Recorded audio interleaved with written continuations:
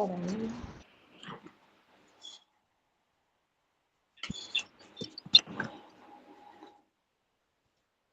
afternoon.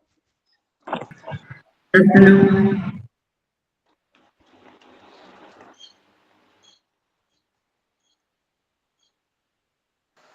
Good afternoon, ma'am. Good afternoon, ma'am. Okay, നമ്മൾ കഴിഞ്ഞ ക്ലാസ്സില് ക്വാളിറ്റി അഷ്വറൻസ് ആൻഡ് നാബ് എന്ന് പറഞ്ഞ് ചാപ്റ്റർ എടുത്തുകൊണ്ടിരിക്കുന്നത് അല്ലേ? എവിടെ വരെ എടുത്തു നിർത്തിയത്? In ABH, mainly divide the hospital into two main divisions. Two main divisions. ആ രണ്ടെണ്ണം മാത്രമേ പറഞ്ഞോളായിരുന്നോ? അതിന്റെ പേര് മാത്രമേ പറഞ്ഞുള്ളൂ. പേര് മാത്രം.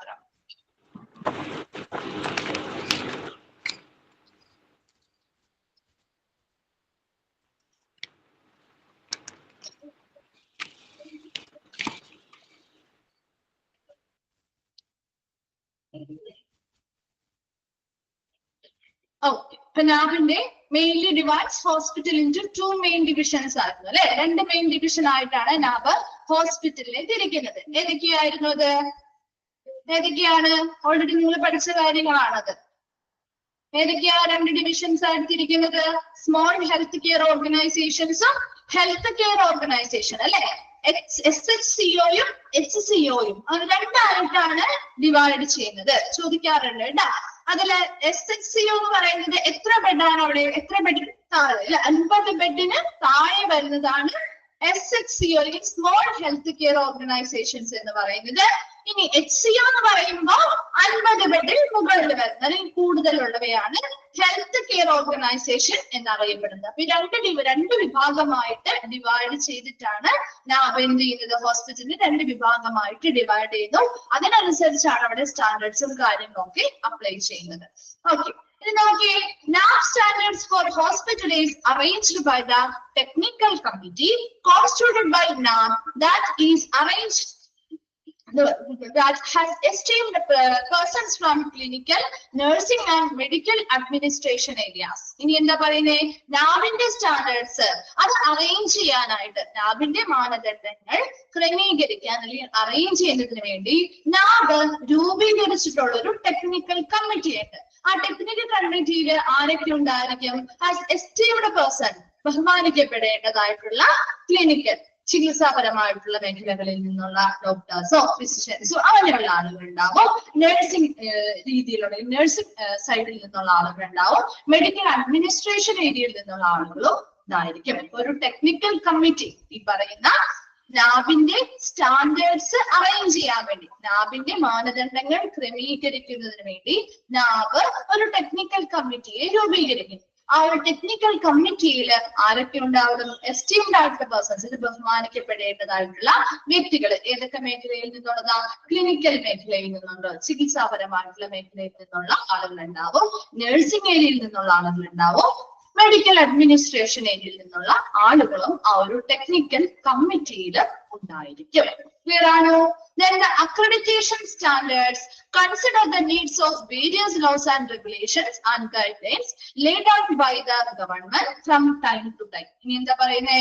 ഈ അക്രഡിറ്റേഷന്റെ മാനദണ്ഡങ്ങൾ എന്താണ്? Consider the needs of various laws and regulations, പല നിയമങ്ങളും നിയന്ത്രണങ്ങളും അതുപോലെ ഗൈഡ് ലൈൻസ് അല്ലെങ്കിൽ മാർഗനിർദ്ദേശങ്ങളും laid down by the government from time to time. കാലാകാലങ്ങളില്, സമയാസമയത്ത് അല്ലെങ്കിൽ കാലാകാലങ്ങളില് ഗവൺമെന്റ് നിർദ്ദേശിക്കുന്ന രീതിയിലുള്ള മാർഗനിർദ്ദേശങ്ങളോ നിയമങ്ങളോ നിയന്ത്രണങ്ങളോ എല്ലാം ഈ ഒരു അക്രഡിറ്റേഷനുമായി ബന്ധപ്പെട്ട സ്റ്റാൻഡേർഡ്സിൽ പരിഗണിക്കാറുണ്ട്.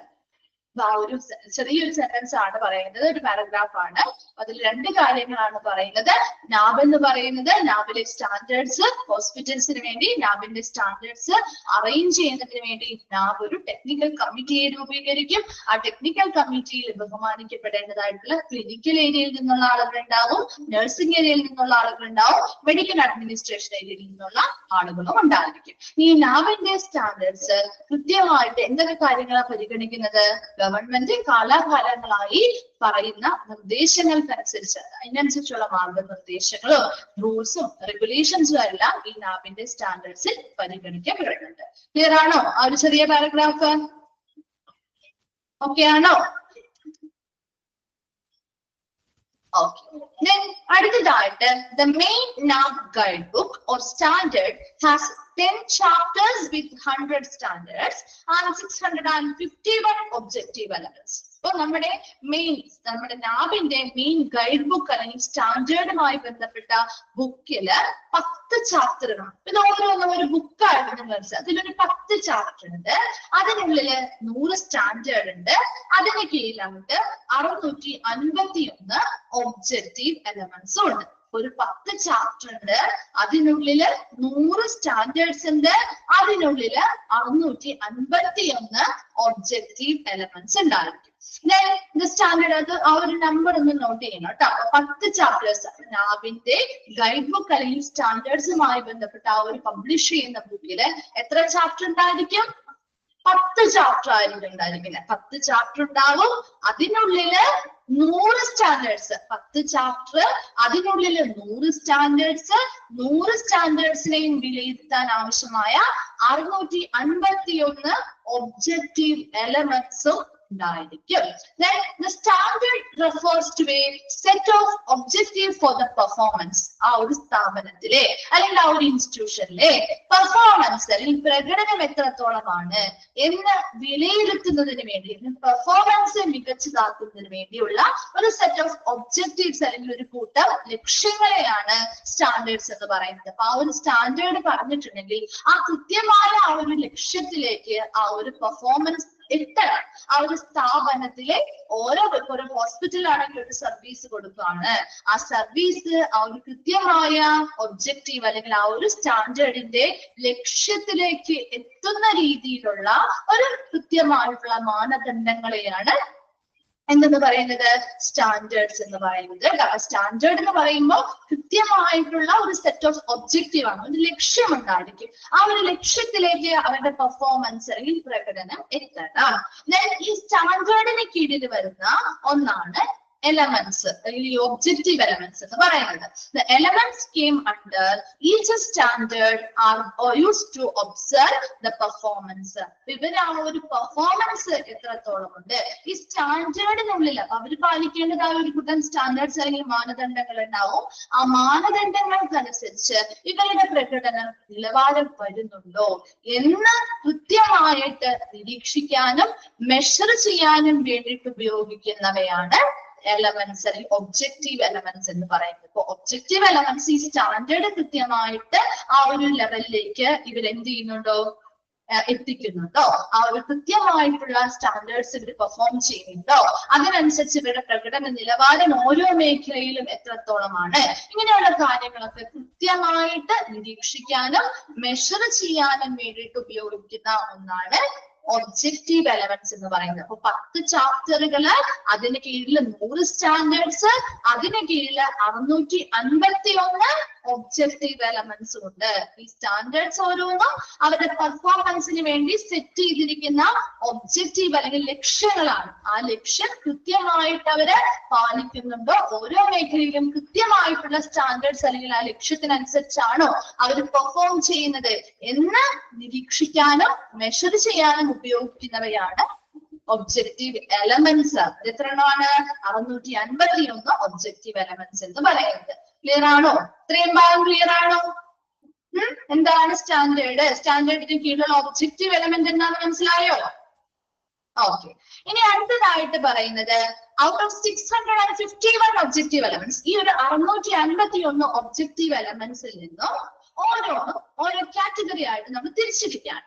1 or 2 are in core category. 102 എണ്ണം. ഈ 651 ഒബ്ജക്റ്റീവ് എലമെന്റിൽ 102 എണ്ണം are in core category ആയിട്ടാണ് അറിയപ്പെടുന്നത്. That is which are necessary judging during each assessment. അതായത് ഓരോ മൂല്യനിർണയ സമയത്തും നിർബന്ധമായിട്ടും നമ്മൾ വിലയിരുത്തേണ്ട അല്ലെങ്കിൽ അസസ് ചെയ്യേണ്ട ഒബ്ജക്റ്റീവ് എലമെന്റ്സ് ആണ് കോർ കാറ്റഗറിയിൽ വരുന്ന ഈ 102 എണ്ണം എന്ന് പറയും. ഈ 102 എണ്ണം കോർ കാറ്റഗറിയിലാണ് വരുന്നത്. അത് നിർബന്ധമായിട്ടും ഓരോ മൂല്യനിർണയ സമയത്തും നിർബന്ധമായിട്ടും മൂല്യനിർണയം നടത്തേണ്ട അല്ലെങ്കിൽ വിലയിരുത്തൽ നടത്തേണ്ട ഒബ്ജക്റ്റീവ് എലമെന്റ്സ് ആണ് കോർ കാറ്റഗറിയിൽ വരുന്ന 102 എണ്ണം. രണ്ടാമത്തത് 459 ആണ് കമ്മിറ്റ്മെന്റ് കാറ്റഗറി. 459 എണ്ണം കമ്മിറ്റ്മെന്റ് കാറ്റഗറിയിൽ വരുന്നു. Which will be judged during final assessment. അന്തിമ മൂല്യനിർണ്ണയ സമയത്ത് മാത്രം വിലയിരുത്തുന്നവയാണ് 459 എണ്ണം ഉള്ളത്. അതാണ് കമ്മിറ്റ്മെന്റ് കാറ്റഗറിയിൽ വരുന്നത്. അപ്പൊ 102 എണ്ണം കോർ കാറ്റഗറിയിലായിരുന്നു. അത് എല്ലാ മൂല്യനിർണ്ണയ സമയത്തും നിർബന്ധമായിട്ടും വിലയിരുത്തേണ്ട ഒബ്ജക്റ്റീവ് എലമെന്റ്സ് ആണ്. ഈ 459 എണ്ണം എന്ന് പറയുന്നത് കമ്മിറ്റ്മെന്റ് കാറ്റഗറിയിലാണ് വരുന്നത്. ആ കമ്മിറ്റ്മെന്റ് കാറ്റഗറിയിൽ വരുന്നവ ഫൈനൽ അസസ്മെന്റിന്റെ സമയത്ത്, അന്തിമ മൂല്യനിർണ്ണയം നടത്തുന്ന സമയത്ത് മാത്രം വിലയിരുത്തേണ്ടവയാണ് കമ്മിറ്റ്മെന്റ് കാറ്റഗറിയിൽ വരുന്ന 459 എണ്ണം എന്ന് പറയുന്നത്. അടുത്തത് 60 ആണ് അച്ചീവ്മെന്റ് കാറ്റഗറി. 60 എണ്ണം എങ്ങനെയാണ് അച്ചീവ്മെന്റ് കാറ്റഗറിയിലാണ് വരുന്നത്. Which will be esteemed during surveillance assessment. നിരീക്ഷണ മൂല്യനിർണ്ണയ സമയത്ത് നമ്മൾ സർവൈലൻസ് ഒരു ഹോസ്പിറ്റലിൽ വരുമ്പോൾ പല രീതിയിൽ നമ്മൾ മൂല്യനിർണ്ണയം നടത്താറുണ്ട്. അവർ സ്റ്റാൻഡേർഡ്സ് കൃത്യമായിട്ട് പാലിക്കുന്നുണ്ടോ, അതിനനുസരിച്ചുള്ള പ്രകടനങ്ങളാണോ അവർ കാഴ്ചവെക്കുന്നത്. ഇടയ്ക്കിടയ്ക്ക് എന്ത് ചെയ്യുന്നുണ്ട്, അസസ്മെന്റ് ചെയ്യും. അസസ്മെന്റ് ചെയ്യുന്നതുമായി ബന്ധപ്പെട്ട് നമ്മൾ നിർബന്ധമായിട്ട് നോക്കേണ്ടതായിട്ടുള്ള ഒബ്ജക്റ്റീവ് എലമെന്റ്സ് ആണ് പറയുന്നത്. ഇപ്പൊ കോർ ആകുമ്പോൾ എപ്പോഴും ഏതൊരു മൂല്യനിർണ്ണയ സമയത്തും നിർബന്ധമായിട്ട് നോക്കണം. 459 കമ്മിറ്റ്മെന്റ് കാറ്റഗറിയിൽ വരുന്നവ എപ്പോ മാത്രം നോക്കിയാൽ മതി, അന്തിമ മൂല്യനിർണ്ണയ സമയത്ത് മാത്രം നോക്കുന്ന ഒബ്ജക്റ്റീവ് എലമെന്റ്സ് ആണ്. അല്ലാത്ത മൂല്യനിർണ്ണയ സമയത്ത് നമ്മളത് പരിഗണിക്കാറില്ല. അടുത്തതായിട്ട് 60 ആണ് അച്ചീവ്മെന്റ് കാറ്റഗറി. അച്ചീവ്മെന്റ് കാറ്റഗറിയിൽ വരുന്നവ ഡ്യൂറിംഗ് സർവൈലൻസ് അസസ്മെന്റ്, അതായത് നിരീക്ഷണ മൂല്യനിർണ്ണയ സമയത്ത് നമ്മൾ സർവൈലൻസ് കൊടുക്കും. അവിടുത്തെ കാര്യങ്ങളൊക്കെ കൃത്യമായിട്ട് നടക്കുന്നുണ്ടോ എന്നറിയാൻ വേണ്ടി സർവൈലൻസ് അല്ലെങ്കിൽ നിരീക്ഷണങ്ങൾ അവിടുത്തെ കമ്മിറ്റിയിലെ ടീം അംഗങ്ങൾ വന്ന് രാവിലെ ടീം അംഗങ്ങൾ വന്ന് ചെയ്യാറുണ്ട്. അപ്പൊ ആ സമയത്ത് അങ്ങനെയുള്ള നിരീക്ഷണ മൂല്യനിർണ്ണയ സമയത്ത് മാത്രം നമ്മൾ അസസ് ചെയ്യുന്ന അല്ലെങ്കിൽ വിലയിരുത്തുന്നവയാണ് അച്ചീവ്മെന്റ് കാറ്റഗറിയിൽ വരുന്ന 60 ഒബ്ജക്റ്റീവ് എലമെന്റ്സ് എന്ന് പറയുന്നത്. ലാസ്റ്റ് വൺ ആണ് 30 ആണ് എക്സലന്റ് കാറ്റഗറി. 30 എണ്ണം എക്സലന്റ് കാറ്റഗറിയിൽ വരുന്നു. Which will be assessed during re accreditation. പുനർ അക്രഡിറ്റേഷൻ നടത്തുന്ന സമയത്ത് ഒരു അക്രഡിറ്റേഷൻ കഴിഞ്ഞാൽ, അതിന് വാലിഡിറ്റി കഴിഞ്ഞാൽ അവർ പുനർ അക്രഡിറ്റേഷന് വേണ്ടി കൊടുക്കും, ആപ്ലിക്കേഷൻ കൊടുക്കും. രണ്ടാമതാണ് പിന്നെയും ഇതുപോലെയുള്ള മൂല്യനിർണ്ണയങ്ങൾ നടത്തി അസസ്മെന്റുകളൊക്കെ ചെയ്ത് അവർക്ക് എന്ത് ചെയ്യുന്നു, പുനർ അക്രഡിറ്റേഷൻ അല്ലെങ്കിൽ രണ്ടാമത് അക്രഡിറ്റേഷന്റെ ആ ഒരു ഇഷ്യൂ ചെയ്ത് കൊടുക്കാറുണ്ട്. അപ്പൊ അവിടെ ഒരു പുനർ മൂല്യനിർണ്ണയം നടത്തുമ്പോൾ അല്ലെങ്കിൽ പുനർ അക്രഡിറ്റേഷൻ നടത്തുന്ന സമയത്ത് നടത്തുന്ന അല്ലെങ്കിൽ ഉപയോഗിക്കുന്ന അസസ് ചെയ്യുന്ന കൃത്യമായിട്ടുള്ള 30 എണ്ണമാണ് എക്സലന്റ് കാറ്റഗറിയിൽ വരുന്നത്. അപ്പൊ എക്സലന്റ് കാറ്റഗറിയിൽ വരുന്നവ എപ്പോഴാണ് റീ അക്രഡിറ്റേഷൻ സമയത്ത്, പുനർ അക്രഡിറ്റേഷൻ നടത്തുന്ന സമയത്ത് മാത്രം മൂല്യനിർണ്ണയം നടത്തുന്ന വിലയിരുത്തുന്ന ഒബ്ജക്റ്റീവ് എലമെന്റ്സ് ആണ്. അപ്പൊ 459 എണ്ണം എങ്ങനെയായിരുന്നു, കമ്മിറ്റ്മെന്റ് കാറ്റഗറിയിലായിരുന്നു. 60 എണ്ണം അച്ചീവ്മെന്റ് കാറ്റഗറിയിലായിരുന്നു. 102 എണ്ണം ഫോർത്ത് കാറ്റഗറിയിലായിരുന്നു. അപ്പൊ മൊത്തത്തിൽ 651 ഒബ്ജക്റ്റീവ് എലമെന്റ്സിൽ 102 എണ്ണം ഫോർത്ത് കാറ്റഗറിയിൽ വരുന്നു, 459 എണ്ണം കമ്മിറ്റ്മെന്റ് കാറ്റഗറിയിൽ വരുന്നു, 60 എണ്ണം അച്ചീവ്മെന്റ് കാറ്റഗറിയിൽ വരുന്നു, 30 എണ്ണം എക്സലന്റ് കാറ്റഗറിയിൽ വരുന്നു. വേഗം ഒന്ന് വായിച്ചു നോക്കി അത്രയും ഭാഗം.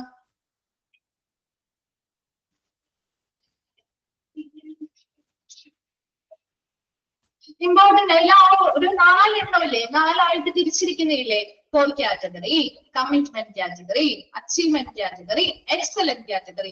ഈ 4 എണ്ണത്തിലും എത്ര എണ്ണം വീതം വരുന്നുണ്ട്, അത് ആ 4 കാറ്റഗറി ഏതാണ്, എത്ര എണ്ണം വീതം വരുന്നുണ്ടെന്ന് നോക്കണം കേട്ടോ. ഇതങ്ങനെ ഈ സെന്റൻസുകൾ അങ്ങനെ തന്നെ നിങ്ങൾ ക്വാളിറ്റി മാനേജ്മെന്റിലും പഠിക്കും കേട്ടോ.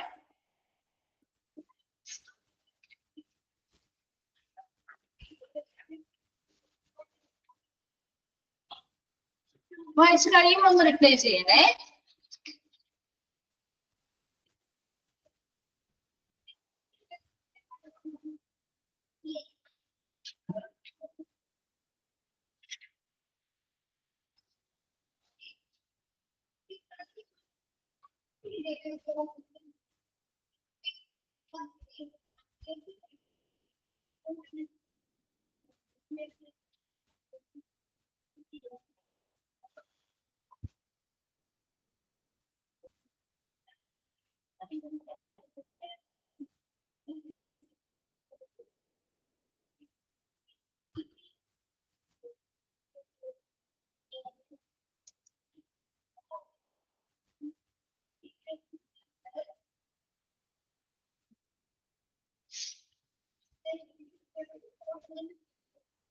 ഓക്കെ, ക്ലിയർ ആണോ?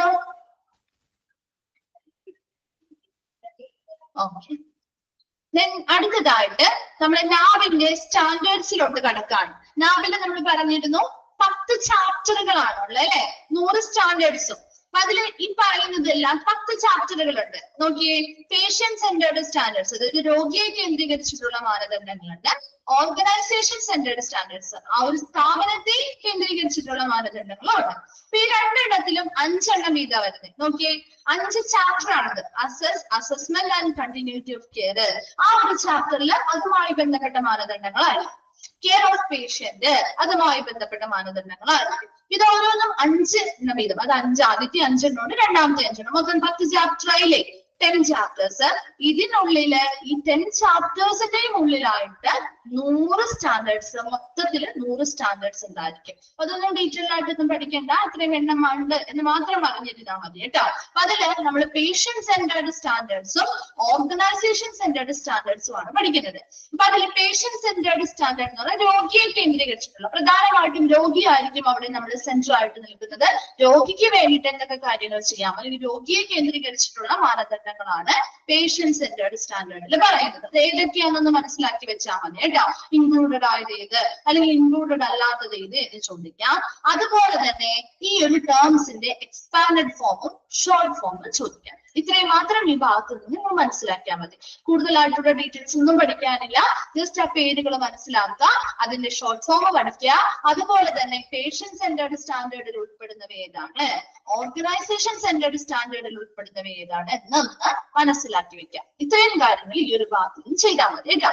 നോക്കിയപ്പോ പേഷ്യന്റ് സെന്റേർഡ് സ്റ്റാൻഡേർഡ്സ്, കാരണം ഒരുപാടുണ്ട് ഇതിനുള്ളിലേക്ക്, സ്റ്റാൻഡേർഡ് ഒക്കെ ഒരുപാട് സ്റ്റാൻഡേർഡ്സ് ഉണ്ട്. അപ്പൊ അതൊക്കെ നമുക്ക് പഠിച്ചെടുക്കുക എന്ന് പറയുന്നത് ബുദ്ധിമുട്ടാണ്. അപ്പൊ അതുകൊണ്ട് ജസ്റ്റ് പേരുകൾ മാത്രം ഒന്ന് പഠിച്ചു വെച്ചാൽ മതി. നോക്കി, പേഷ്യന്റ് സെന്റേർഡ് സ്റ്റാൻഡേർഡ്സ് അല്ലെങ്കിൽ രോഗിയെ കേന്ദ്രീകരിച്ചിട്ടുള്ള മാനദണ്ഡങ്ങൾ. അതിൽ ഒന്നാമത്തതാണ് assessment and continuity of care, AAC. ചോദിക്കാറുണ്ട് കേട്ടോ, AACയുടെ എക്സ്പാൻഡ് ഫോം ചോദിക്കാറുള്ളതാണ്. അസസ്മെന്റ് ആൻഡ് കണ്ടിന്യൂറ്റി കെയർ എന്ന് പറഞ്ഞാൽ എന്തായിരിക്കും ആ ഇതിൽ പ്രധാനമായിട്ട് ഉൾപ്പെടുന്നത്? ഈ ഒരു ചാപ്റ്ററിൽ അല്ലെങ്കിൽ അതിൽ ഉൾപ്പെടുന്ന സ്റ്റാൻഡേർഡ്സ് എന്തൊക്കെയായിരിക്കും?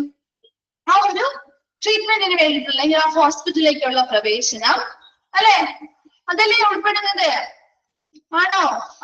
അസസ്മെന്റ്, ആ ഒരു ഹോസ്പിറ്റലിലേക്കുള്ള പ്രവേശനം, അവിടെ അവർ വിലയിരുത്തൽ നടത്തുന്നു അല്ലെ, അസസ്മെന്റ് നടത്തുന്നു.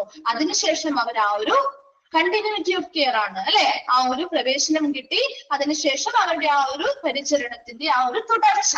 ഇതൊക്കെയാണ് ശരിക്കും ആ ഒരു AACയുമായി ബന്ധപ്പെട്ട് വരുന്ന സ്റ്റാൻഡേർഡ്സിൽ കൂടുതൽ പ്രതിപാദിക്കുന്നത്. രണ്ടാമത് കെയർ ഓഫ് പേഷ്യന്റ്, COP, പേഷ്യൻസിന് കൊടുക്കുന്ന പരിചരണവുമായി ബന്ധപ്പെട്ട കാര്യങ്ങൾ അല്ലെ. പേഷ്യൻസിന് നല്ല രീതിയിലുള്ള പരിചരണം കൊടുക്കണം, അതിനെന്തൊക്കെ സ്റ്റാൻഡേർഡ്സ് കാര്യങ്ങൾ പാലിക്കണം, അങ്ങനെയുള്ളവയാണ് COP അല്ലെങ്കിൽ കെയർ ഓഫ് പേഷ്യന്റിൽ വരിക. മൂന്നാമത്തത് മാനേജ്മെന്റ് ഓഫ് മെഡിക്കേഷൻ, MOM എന്ന് വെച്ചാൽ എന്തായിരിക്കും? അതിൽ കൂടുതലായിട്ടും എന്തിനെ പറ്റിയാ പറയാ? മാനേജ്മെന്റ് ഓഫ് മെഡിക്കേഷൻ, മരുന്നുകളുടെ അല്ലെ, മരുന്നുകള് മെഡിസിൻസിന്റെ അല്ലെ. അപ്പൊ ഓരോരോ രോഗികൾ വരുമ്പോൾ അവർക്ക് അവരുടേതായ കണ്ടീഷൻസ് അനുസരിച്ച്, ആവശ്യകതകൾക്കനുസരിച്ച് മരുന്നുകൾ കൊടുക്കണം. അതിന് കൃത്യമായ ഒരു മാനേജ്മെന്റ് സംവിധാനം ആ ഹോസ്പിറ്റലിൽ ഉണ്ടായിരിക്കണം, കൃത്യമായ മാനദണ്ഡങ്ങൾക്കനുസരിച്ചുള്ള സംവിധാനങ്ങൾ. അതാണ് മാനേജ്മെന്റ് ഓഫ് മെഡിക്കേഷൻ പറയുന്നത്. Then patient rights and education, PRE, patient rights and എഡ്യൂക്കേഷനിൽ പറയുന്നത് എന്താ? പേഷ്യൻസിന് അവരുടേതായ കുറെ അവകാശങ്ങളുണ്ട് അല്ലെ, ഇല്ലേ? പേഷ്യൻസിന് അവരുടേതായ കുറെ അവകാശങ്ങളില്ലേ, റൈറ്റ്സ്. അപ്പൊ ആ ഒരു റൈറ്റ്സ് ഒക്കെ കൃത്യമായിട്ട് ബഹുമാനിക്കപ്പെടണം, സംരക്ഷിക്കപ്പെടണം. അതിനനുസരിച്ച് പോലെ അവർക്ക് ആവശ്യമായിട്ടുള്ള മേഖലകളെ കുറിച്ചുള്ള എഡ്യൂക്കേഷൻസ് കിട്ടണം. അപ്പൊ ഇങ്ങനെയുള്ള കാര്യങ്ങളാണ് ഈ ഒരു ചാപ്റ്ററിൽ ഉണ്ടായിരിക്കുക. അടുത്തത് hospital infection control, HIC, hospital ഇൻഫെക്ഷനുമായി ബന്ധപ്പെട്ട നിയന്ത്രണവുമായി ബന്ധപ്പെട്ട കാര്യങ്ങൾ. അപ്പൊ ഒരു പേഷ്യൻസിന് ഹോസ്പിറ്റലിൽ വന്നാൽ ഇൻഫെക്ഷൻസ് ഉണ്ടാവാതിരിക്കാനായിട്ടും അതുമായി ബന്ധപ്പെട്ട കാര്യങ്ങളൊക്കെയാണ് HICയിൽ പ്രധാനമായിട്ടും പ്രതിപാദിക്കുന്നത്. ഈ പറയുന്ന 5 ചാപ്റ്ററിലും പേഷ്യൻസിനെ കേന്ദ്രീകരിച്ചിട്ടുള്ള മാനദണ്ഡങ്ങളായിരിക്കും ഉൾപ്പെടുക. ക്ലിയർ ആണോ? പേഷ്യന്റ് സെന്റേർഡ് സ്റ്റാൻഡേർഡ്സ് ഓക്കെ ആണോ? ജസ്റ്റ് ഒന്ന് വായിച്ച് മനസ്സിലാക്കുക, അതിൽ ഏതൊക്കെയാ ഉൾപ്പെടുന്നതെന്ന് മനസ്സിലാക്കണം. അതുപോലെ തന്നെ ഇൻക്ലൂഡഡ് ആയത് ഏത്, ഇൻക്ലൂഡഡ് അല്ലാത്തത് ഏത് എന്ന് ചോദിച്ചാൽ ഏതാണെന്ന് അറിയുന്ന ഷോർട്ട് ഫോമും എക്സ്പാൻഡ് ഫോമും മനസ്സിലാക്കണം കേട്ടോ. അസസ് ചെയ്യാന്ന് പറഞ്ഞതിലേക്കുള്ള ഒരു പ്രവേശനം എന്നാണ് അർത്ഥമാക്കുന്നത്, ആ ഒരു സർവീസിലേക്കുള്ള പ്രവേശനം. ഓക്കെ. ദെൻ അടുത്തതാണ് ഓർഗനൈസേഷൻ സെന്റേർഡ് സ്റ്റാൻഡേർഡ്സ്, ആ ഒരു സ്ഥാപനത്തെ കേന്ദ്രീകരിച്ചുള്ള മാനദണ്ഡങ്ങളാണ്. അതായത് ആ സ്ഥാപനം ചെയ്യേണ്ടതായിട്ടുള്ള കുറെ കാര്യങ്ങളുണ്ട് അല്ലെ. അപ്പൊ അത് എന്താണ് അതിനെ കേന്ദ്രീകരിച്ചിട്ടുള്ള മാനദണ്ഡങ്ങളാണ് ഓർഗനൈസേഷൻ സെന്റേർഡ് സ്റ്റാൻഡേർഡ്സിൽ വരിക. നോക്കി, ഫസ്റ്റ് വൺ ആണ് പേഷ്യൻസിന്റെ സേഫ്റ്റി ഉറപ്പുവരുത്തുക, അല്ലെ? പേഷ്യൻസിന്റെ സുരക്ഷ ഉറപ്പുവരുത്തേണ്ടത്, അവിടുത്തെ ക്വാളിറ്റിയിൽ ഗുണനിലവാരം മെച്ചപ്പെടുത്തേണ്ടതും ആ സ്ഥാപനമല്ലേ, അല്ലെ? ആ സ്ഥാപനമല്ലേ പേഷ്യൻസിന് സേഫ്റ്റി ഉറപ്പുവരുത്തേണ്ടതും അവർ കൊടുക്കുന്ന സർവീസുകളുടെ ക്വാളിറ്റി മെച്ചപ്പെടുത്തേണ്ടതും. അങ്ങനെയൊന്നും ചിന്തിച്ചാലും നമുക്ക് ഇത് മാറിപ്പോവാതെ കിട്ടും കേട്ടോ. പേഷ്യൻസിന് സെന്റേർഡ് ആയിട്ടുള്ളത് ഓർഗനൈസേഷൻ ചെയ്യേണ്ടതാണോ അതിനെ കേന്ദ്രീകരിച്ചിട്ടുള്ളതായിരിക്കും. ഒന്നാമത്തത് ഏതാണ് ഓർഗനൈസേഷൻ സെന്റേർഡിൽ? Patient safety and quality improvement, PSQ, അതായത് പേഷ്യൻസിന്റെ സുരക്ഷ അതുപോലെ ക്വാളിറ്റി, അവിടുത്തെ ഗുണനിലവാരം മെച്ചപ്പെടുത്തുന്നതിന് വേണ്ടിയിട്ടുള്ള മാനദണ്ഡങ്ങളാണ് PSQവിൽ ഉൾപ്പെടുന്നത്. രണ്ടാമത്തത് റെസ്പോൺസിബിലിറ്റി ഓഫ് മാനേജ്മെന്റ്, ROM. അവരുടെ ആ സ്ഥാപനത്തിലെ മാനേജ്മെന്റിന് കുറെ ഉത്തരവാദിത്തങ്ങളുണ്ട്, അല്ലെ? അവരുടെ പേഷ്യൻസുമായി ബന്ധപ്പെട്ട് അല്ലെങ്കിൽ അവരുടെ ട്രീറ്റ്മെന്റുമായി ബന്ധപ്പെട്ട് അല്ലെങ്കിൽ ആ ഹോസ്പിറ്റലിൽ വരുന്ന വിസിറ്റേഴ്സ് അല്ലെങ്കിൽ അവിടുത്തെ ജീവനക്കാരുമായി ബന്ധപ്പെട്ടൊക്കെ ചെയ്യുന്ന കുറെ റെസ്പോൺസിബിലിറ്റീസ് അല്ലെങ്കിൽ ഉത്തരവാദിത്തങ്ങളുണ്ട്. ആ ഉത്തരവാദിത്തങ്ങളെ കുറിച്ച് കൃത്യമായ രീതിയിൽ ചെയ്യുന്നതിന് വേണ്ടിയിട്ടുള്ള മാനദണ്ഡങ്ങളാണ് റെസ്പോൺസിബിലിറ്റി ഓഫ് മാനേജ്മെന്റ് അല്ലെങ്കിൽ ROM പറയുന്നത്. അടുത്തത് ഫെസിലിറ്റി മാനേജ്മെന്റ് ആൻഡ് സേഫ്റ്റി, സുരക്ഷ ഉറപ്പുവരുത്തുക, അതുപോലെ തന്നെ അവർ കൊടുക്കുന്ന സൗകര്യങ്ങളുടെ കൃത്യമായിട്ടുള്ള മാനേജ്മെന്റ്, അതായത് കൃത്യമായിട്ട് നമ്മുടെ മെറ്റീരിയൽസ് മാനേജ്മെന്റ് പഠിച്ചായിരുന്നോ? സ്റ്റാർട്ട് ചെയ്തോ മെറ്റീരിയൽസ് മാനേജ്മെന്റ്? ഓക്കെ, അപ്പൊ അതിന്റെ അങ്ങനത്തെ കാര്യങ്ങളാണ് ഇതിൽ വരുന്നത്. ഫെസിലിറ്റി മാനേജ്മെന്റ് എന്നൊന്നും ഉദ്ദേശിക്കുന്നത് മെറ്റീരിയൽസ് മാനേജ്മെന്റ്, കൃത്യമായിട്ടുള്ള എക്യുപ്മെന്റ്സും കാര്യങ്ങളൊക്കെ സെറ്റ് ചെയ്യുക, സ്റ്റോർ കൃത്യമായിട്ട് മാനേജ് ചെയ്യുക, അങ്ങനെയുള്ള കുറെ കാര്യങ്ങൾ, അതുമായി ബന്ധപ്പെട്ട് സുരക്ഷ ഉറപ്പുവരുത്തുക, ഇതൊക്കെയാണ് ഫെസിലിറ്റി മാനേജ്മെന്റ് ആൻഡ് സേഫ്റ്റിയിൽ പ്രധാനമായിട്ടും ഉൾപ്പെടുന്ന കാര്യങ്ങൾ. ഹ്യൂമൻ റിസോഴ്സ് മാനേജ്മെന്റ് അല്ലെങ്കിൽ HR എന്ന് പറയുമ്പോൾ ഇവിടെ കൃത്യമായിട്ട് ജീവനക്കാരെ നിയമിക്കുക, അവർക്ക് കൃത്യമായിട്ടുള്ള ഷെഡ്യൂൾ അനുസരിച്ച് ജോബുകൾ അസൈൻ ചെയ്ത് കൊടുക്കുക, അങ്ങനെയുള്ള കാര്യങ്ങളാണ്. അപ്പോയിന്റ്മെന്റുകൾ നടത്തുക, അവരെ ഹയർ ചെയ്ത് നിയമിക്കുക, അതുപോലെ അവരുടെ മാനേജ്മെന്റ് നടത്തുക, കൃത്യമായിട്ട് അവർക്ക് ഓരോരുത്തർക്കും ജോബ് ഷെഡ്യൂൾ ചെയ്ത് കൊടുക്കുക, ഇതൊക്കെയാണ് ഹ്യൂമൻ റിസോഴ്സ് മാനേജ്മെന്റിന്റെ സ്റ്റാൻഡേർഡ്സിൽ ഉൾപ്പെടുന്നത്. അപ്പൊ അതൊക്കെയുമായി ബന്ധപ്പെട്ടും ഒരുപാട് മാനദണ്ഡങ്ങൾ പാലിക്കേണ്ടതായിട്ടുണ്ട്. ആ മാനദണ്ഡങ്ങളാണ് ഇതിനുള്ളിൽ ഉൾപ്പെടുക കേട്ടോ. ഞാൻ അടുത്തതാണ് ഇൻഫർമേഷൻ മാനേജ്മെന്റ് സിസ്റ്റം. കൃത്യമായ ഇൻഫർമേഷൻ മാനേജ്മെന്റ് സംവിധാനങ്ങൾ ഹോസ്പിറ്റലിൽ നടപ്പിലാക്കുകയും അതുമായി ബന്ധപ്പെട്ട പ്രവർത്തനങ്ങൾ ചെയ്യുകയും ചെയ്യുന്നതിന് വേണ്ടിയുള്ള മാനദണ്ഡങ്ങൾ. ഇതൊക്കെ ആ സ്ഥാപനവുമായി ബന്ധപ്പെട്ട് വരുന്ന അല്ലെ, ആ സ്ഥാപനത്തെ കേന്ദ്രീകൃതമായിട്ടുള്ള സ്റ്റാൻഡേർഡ്സ് അല്ലെങ്കിൽ മാനദണ്ഡങ്ങളാണ് ഓർഗനൈസേഷൻ സെന്റേർഡ് സ്റ്റാൻഡേർഡ്സിൽ വരുന്നത്. അതിൽ PSQ, patient safety and quality improvement വരുന്നുണ്ട്, റെസ്പോൺസിബിലിറ്റി ഓഫ് മാനേജ്മെന്റ് വരുന്നുണ്ട്, ഫെസിലിറ്റി മാനേജ്മെന്റ് ആൻഡ് സേഫ്റ്റി വരുന്നുണ്ട്, ഹ്യൂമൻ റിസോഴ്സ് മാനേജ്മെന്റ് വരുന്നുണ്ട്, ഇൻഫർമേഷൻ മാനേജ്മെന്റ് സിസ്റ്റം വരുന്നുണ്ട്. വേഗം ഒന്ന് വായിച്ചു നോക്കിയേ patient centred സ്റ്റാൻഡേർഡ്സും organisation centred സ്റ്റാൻഡേർഡ്സും.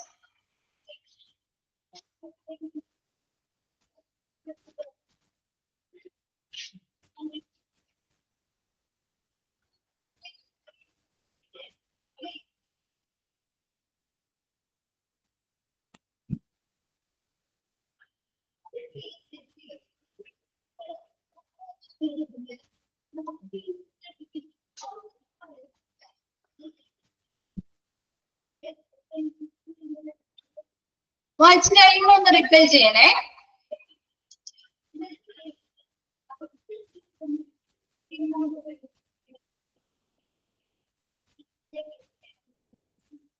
Clear ആണോ? ഓക്കെ, അടുത്തത് നാബ് ഡോക്യുമെന്റേഷൻ റിക്വയർമെന്റ്സ്. ആ ഒരു 10 എണ്ണത്തിന്റെ പേര് പഠിച്ചു വെച്ചാൽ മതി കേട്ടോ. മിസ് പറഞ്ഞ പോലെ ഇമ്പോർട്ടന്റ് ആയിട്ടുള്ളവ ചോദിക്കാറുണ്ട്. അപ്പൊ അതുകൊണ്ട് അതിന്റെ ഷോർട്ട് ഫോമും എക്സ്പാൻഡഡ് ഫോമും ഇൻക്ലൂഡഡ് ആയത് ഇൻക്ലൂഡഡ് അല്ലാത്തത് ഏത് എന്ന രീതിയിലുള്ളത് നോക്കി വെച്ചാൽ മതി കേട്ടോ. എക്സ്ട്രാ എന്താണെന്നൊന്നും അങ്ങനെ ചോദിക്കാറില്ല. നാബ് ഡോക്യുമെന്റേഷൻ, ഇത് തന്നെ നിങ്ങൾ ക്വാളിറ്റി മാനേജ്മെന്റിലും പഠിക്കും കേട്ടോ. ഇതേ സെയിം തന്നെ നിങ്ങൾ ക്വാളിറ്റി മാനേജ്മെന്റിൽ നാബും പഠിക്കുന്നുണ്ട്, JCയും പഠിക്കുന്നുണ്ട്. അപ്പൊ അതുകൊണ്ട് തന്നെ ഇത് തന്നെ നിങ്ങൾ പഠിക്കും. അപ്പൊ നിങ്ങൾക്ക് കുറച്ചുകൂടി എളുപ്പമായിരിക്കും. 2 ചാപ്റ്ററിലും ഒരുപോലെ വരുന്നത് കൊണ്ട് നിങ്ങൾക്ക് കുറച്ചുകൂടി ഇത് ഫോളോ ചെയ്യാനായിട്ട് മറന്നൊന്നും പോകില്ല കേട്ടോ. അടുത്തത് നാബ് ഡോക്യുമെന്റേഷൻ റിക്വയർമെന്റ്. നാബിന്റെ ഡോക്യുമെന്റേഷനുമായി ബന്ധപ്പെട്ട് എന്തൊക്കെ ആവശ്യകതകളാണ് ഉള്ളത്? അപ്പൊ നാബ് സാധാരണയായിട്ട് നാബ് നമ്മുടെ ഡോക്യുമെന്റേഷൻ ചെയ്യുക, അതായത് ഒരു ഹോസ്പിറ്റലിൽ അവരെന്ത് ചെയ്യും, ഇടയ്ക്കിടയ്ക്ക് ഒരു അക്രഡിറ്റേഷൻ കിട്ടിയത് കൊണ്ട് മാത്രം കാര്യമായില്ല അല്ലെ. അക്രഡിറ്റേഷൻ കിട്ടുന്നതിന് വേണ്ടിയിട്ട് അവർ ഒരുപാട് കാര്യങ്ങൾ വിലയിരുത്തൽ നടത്തും. അക്രഡിറ്റേഷൻ കിട്ടിയതിന് ശേഷവും ഓരോ 6 മാസവും അല്ലെങ്കിൽ ഓരോ വർഷവും അല്ലെങ്കിൽ ഇടയ്ക്കിടയ്ക്ക് പതിവായിട്ടൊക്കെ എന്ത് ചെയ്യാറുണ്ട്, ഒരുപാട് വിലയിരുത്തൽ അല്ലെങ്കിൽ മൂല്യനിർണ്ണയം കാര്യങ്ങൾ നടത്താറുണ്ട്. അപ്പൊ ഈ ഒരു ലാബിന്റെ ഡോക്യുമെന്റേഷന് വേണ്ടിയിട്ട് ആവശ്യമായിട്ടുള്ള കാര്യങ്ങളാണ് ഒന്നാമത്തതാണ് മാനുവൽ. മാനുവൽ എന്ന് പറഞ്ഞാൽ ക്വാളിറ്റിയുമായി ബന്ധപ്പെട്ട മാനുവൽ വേണം, സേഫ്റ്റി സുരക്ഷയുമായി ബന്ധപ്പെട്ട മാനുവൽസ് വേണം, ഇൻഫെക്ഷൻ കൺട്രോളുമായി ബന്ധപ്പെട്ട. These three manuals must be assessed and revised every year. ഓരോ വർഷവും സേഫ്റ്റിയുമായി ബന്ധപ്പെട്ട മാനുവൽസ്, ക്വാളിറ്റിയുമായി ബന്ധപ്പെട്ട മാനുവൽസ്, ഇൻഫെക്ഷൻ കൺട്രോളുമായി ബന്ധപ്പെട്ട മാനുവൽസ് എല്ലാം വിലയിരുത്തുകയും ഓരോ വർഷവും വിലയിരുത്തുകയും അത് റിവൈസ് ചെയ്യുകയും പുനരാവിഷ്കരിക്കുകയും ചെയ്യാറുണ്ട്. അപ്പൊ അത് ഒന്നാമത് മാനുവൽസ് ആവശ്യമാണ്. അപ്പൊ ഈ ഒരു വർഷത്തേക്കുള്ള ആ ഒരു ക്വാളിറ്റിയുമായി ബന്ധപ്പെട്ട എന്തൊക്കെ കാര്യങ്ങളാണ് ചെയ്തത്, അതുമായി ബന്ധപ്പെട്ട ഏതൊക്കെ സ്റ്റാൻഡേർഡ്സ് ആണ് ഫോളോ ചെയ്യുന്നത്, അതുമായി ബന്ധപ്പെട്ട് അവർ നടപ്പിലാക്കിയിട്ടുള്ള പോളിസികൾ, പ്രൊസീജിയേഴ്സ്, അങ്ങനെയുള്ള എല്ലാ കാര്യങ്ങളും ഉൾപ്പെടുന്ന മാനുവൽസ് ഉണ്ടാവും. സേഫ്റ്റിയുമായി ബന്ധപ്പെട്ടുള്ള കാര്യങ്ങൾ ഉണ്ടാവും. ഇൻഫെക്ഷൻ കൺട്രോൾ ചെയ്യുന്നതുമായി ബന്ധപ്പെട്ട് ചെയ്തിരിക്കുന്ന പ്രവർത്തനങ്ങളും പോളിസികളും പ്രൊസീജിയേഴ്സും അങ്ങനെയുള്ള എല്ലാ കാര്യങ്ങളും ഓരോ വർഷവും അവർ വിലയിരുത്തുകയും അതെന്ത് ചെയ്യുന്നു, റിവൈസ് ചെയ്യുകയും ചെയ്യുന്നു. രണ്ടാമത്തത് കമ്മിറ്റികളാണ്. വിവിധ കമ്മിറ്റികളെ രൂപീകരിക്കേണ്ടതായിട്ടുണ്ട്. അതിൽ ഒന്നാമതാണ് ഹോസ്പിറ്റൽ ഇൻഫെക്ഷൻ കൺട്രോൾ കമ്മിറ്റി. ഹോസ്പിറ്റലിന്റെ ഇൻഫെക്ഷനെ നിയന്ത്രിക്കുന്നതിന് വേണ്ടിയുള്ള ഒരു ഹോസ്പിറ്റൽ ഇൻഫെക്ഷൻ കൺട്രോൾ കമ്മിറ്റി ഉണ്ടായിരിക്കണം. ക്വാളിറ്റി ആൻഡ് സേഫ്റ്റി കമ്മിറ്റി, ഗുണനിലവാരവും സുരക്ഷയും ഉറപ്പുവരുത്തുന്നതിന് വേണ്ടി ഒരു കമ്മിറ്റി ഉണ്ടായിരിക്കണം. ഫാർമസി ആൻഡ് തെറാപ്യൂട്ടിക് കമ്മിറ്റി, ഫാർമസിയുമായി ബന്ധപ്പെട്ട ചികിത്സാപരമായിട്ടുള്ള കാര്യങ്ങളുമായി ബന്ധപ്പെട്ട ഒരു കമ്മിറ്റി ഉണ്ടായിരിക്കണം. Code blue committee. എന്താണ് കോഡ് ബ്ലൂ?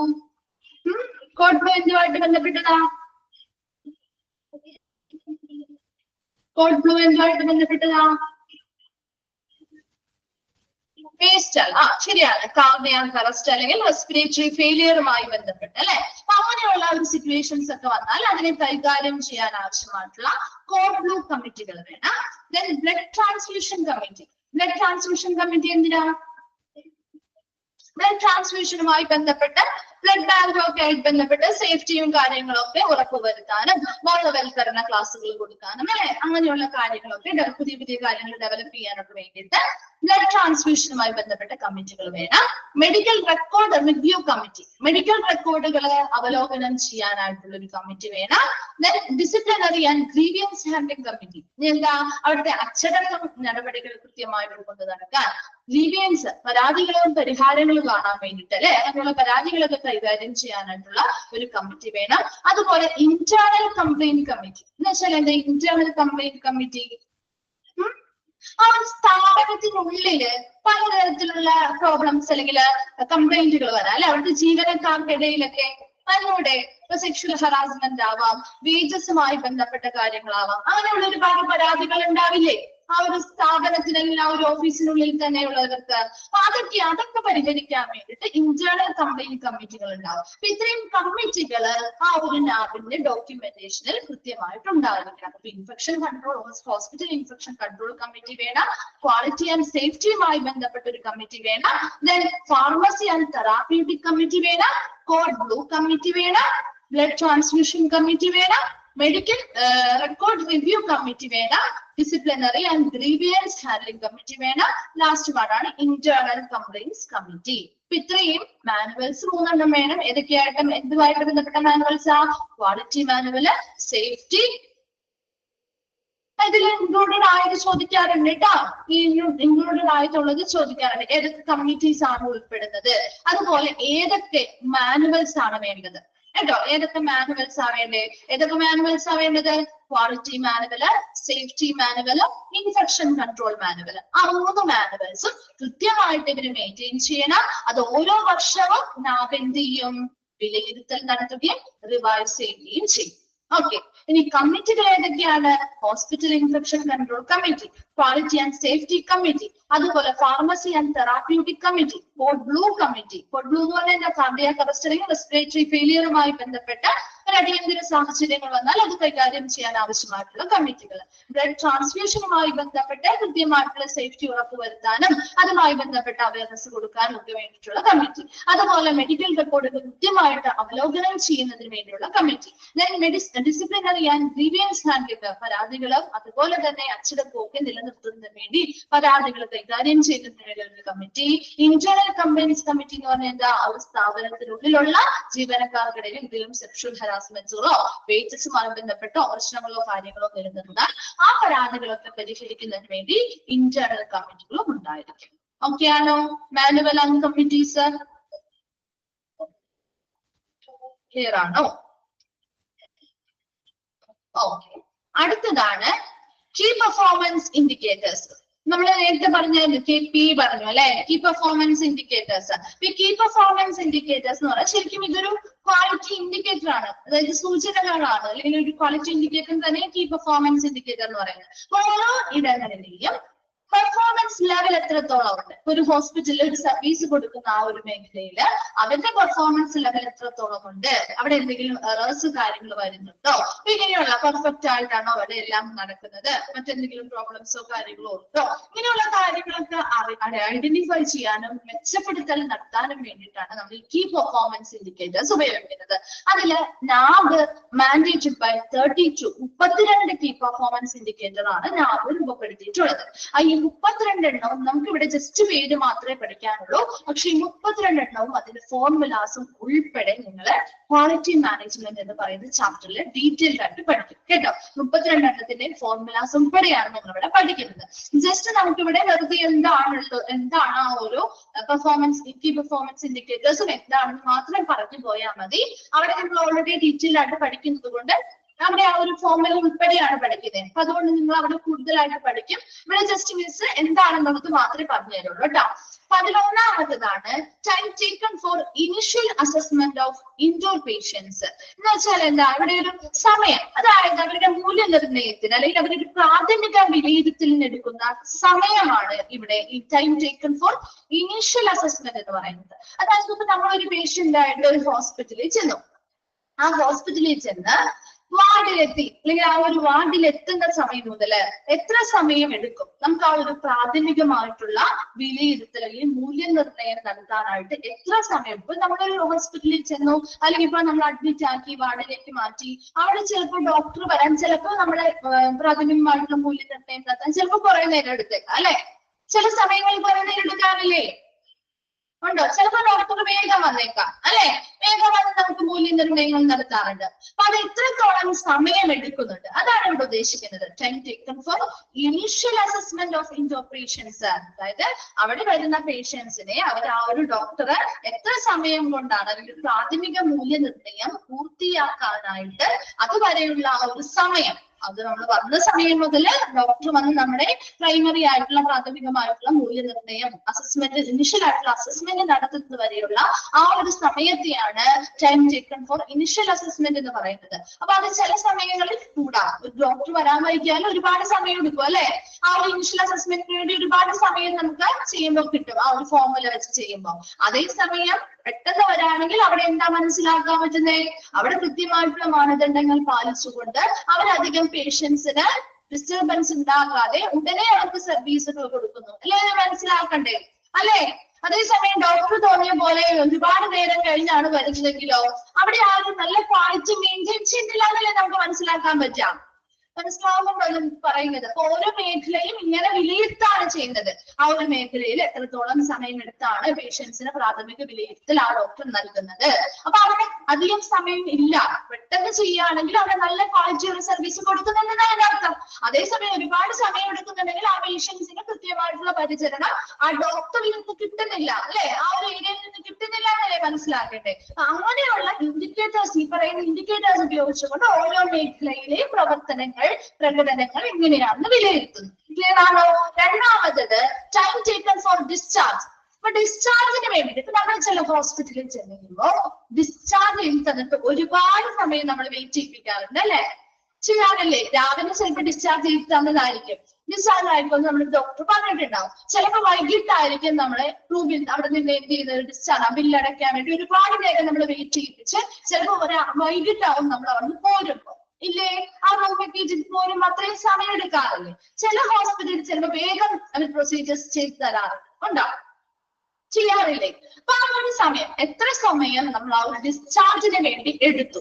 അതായത് ഡോക്ടർ ഓൾറെഡി പ്രിസ്ക്രൈബ് ചെയ്തു അല്ലെങ്കിൽ ഡോക്ടർ അഡ്വൈസ് ചെയ്തു നമുക്ക് ഡിസ്ചാർജ് ആക്കാം എന്ന് ഡോക്ടർ അഡ്വൈസ് ചെയ്തതിന് ശേഷം അല്ലെങ്കിൽ നിർദ്ദേശിച്ചതിന് ശേഷം എത്ര സമയം എടുത്തിട്ടാണ് നമ്മൾ അവിടുന്ന് ഡിസ്ചാർജ് ആയി പോകുന്നത്? ഇപ്പൊ കുറച്ച് സമയം എടുത്തുള്ളെങ്കിൽ അവർ നല്ല സർവീസ് ആണ് നമുക്ക് തരുന്നത്, നല്ല ക്വാളിറ്റിയുള്ള സർവീസ് ആണ്, എല്ലാ കാര്യങ്ങളും മാനേജ് ചെയ്ത് കൃത്യമായിട്ട് നല്ല രീതിയിലുള്ള കാര്യങ്ങളാണ് അവർ ചെയ്യുന്നത് നമുക്ക് മനസ്സിലാക്കാം.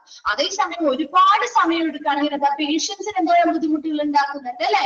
ആ രീതിയിൽ ഇംപ്രൂവ്മെന്റ്സ് ആവശ്യമാണ് എന്ന് നമുക്ക് മനസ്സിലാക്കാൻ പറ്റില്ലേ? പറയുന്നത് കിട്ടുന്നുണ്ടോ നിങ്ങൾക്ക്? ഇത് മനസ്സിലാക്കി വെച്ചാൽ നിങ്ങൾക്ക് ആ ഒരു കീ പെർഫോമൻസ് ഇൻഡിക്കേറ്റേഴ്സ് അവിടെ പഠിക്കാൻ എളുപ്പമായിരിക്കും കേട്ടോ. അവിടെ ആ ഫോർമുല മാത്രം നിങ്ങൾ ജസ്റ്റ് ഒന്ന് നോക്കി വെച്ചാൽ മതിയാവും. അതുകൊണ്ടാണ് രണ്ടെണ്ണം ഇനി പറയണോ? ക്ലിയർ ആണോ? 32 നമുക്ക് പറയാനുണ്ട്. രണ്ടെണ്ണം ക്ലിയർ ആണോ? ഓക്കെ.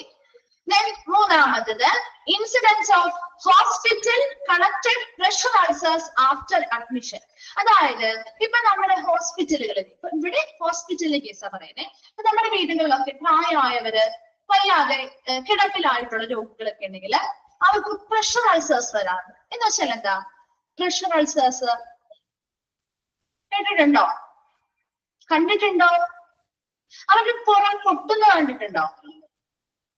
പ്രായമായവര് ബെഡ് റിഡൻ ആയിട്ടുള്ള ഒരുപാട് നാള് ബെഡിൽ കിടക്കുന്നവര്, പുറമൊക്കെ പൊട്ടുന്നത്, കിടന്ന കിടപ്പിൽ കിടക്കുന്നവര് പുറമൊക്കെ പൊട്ടുന്നത് കണ്ടിട്ടില്ലേ?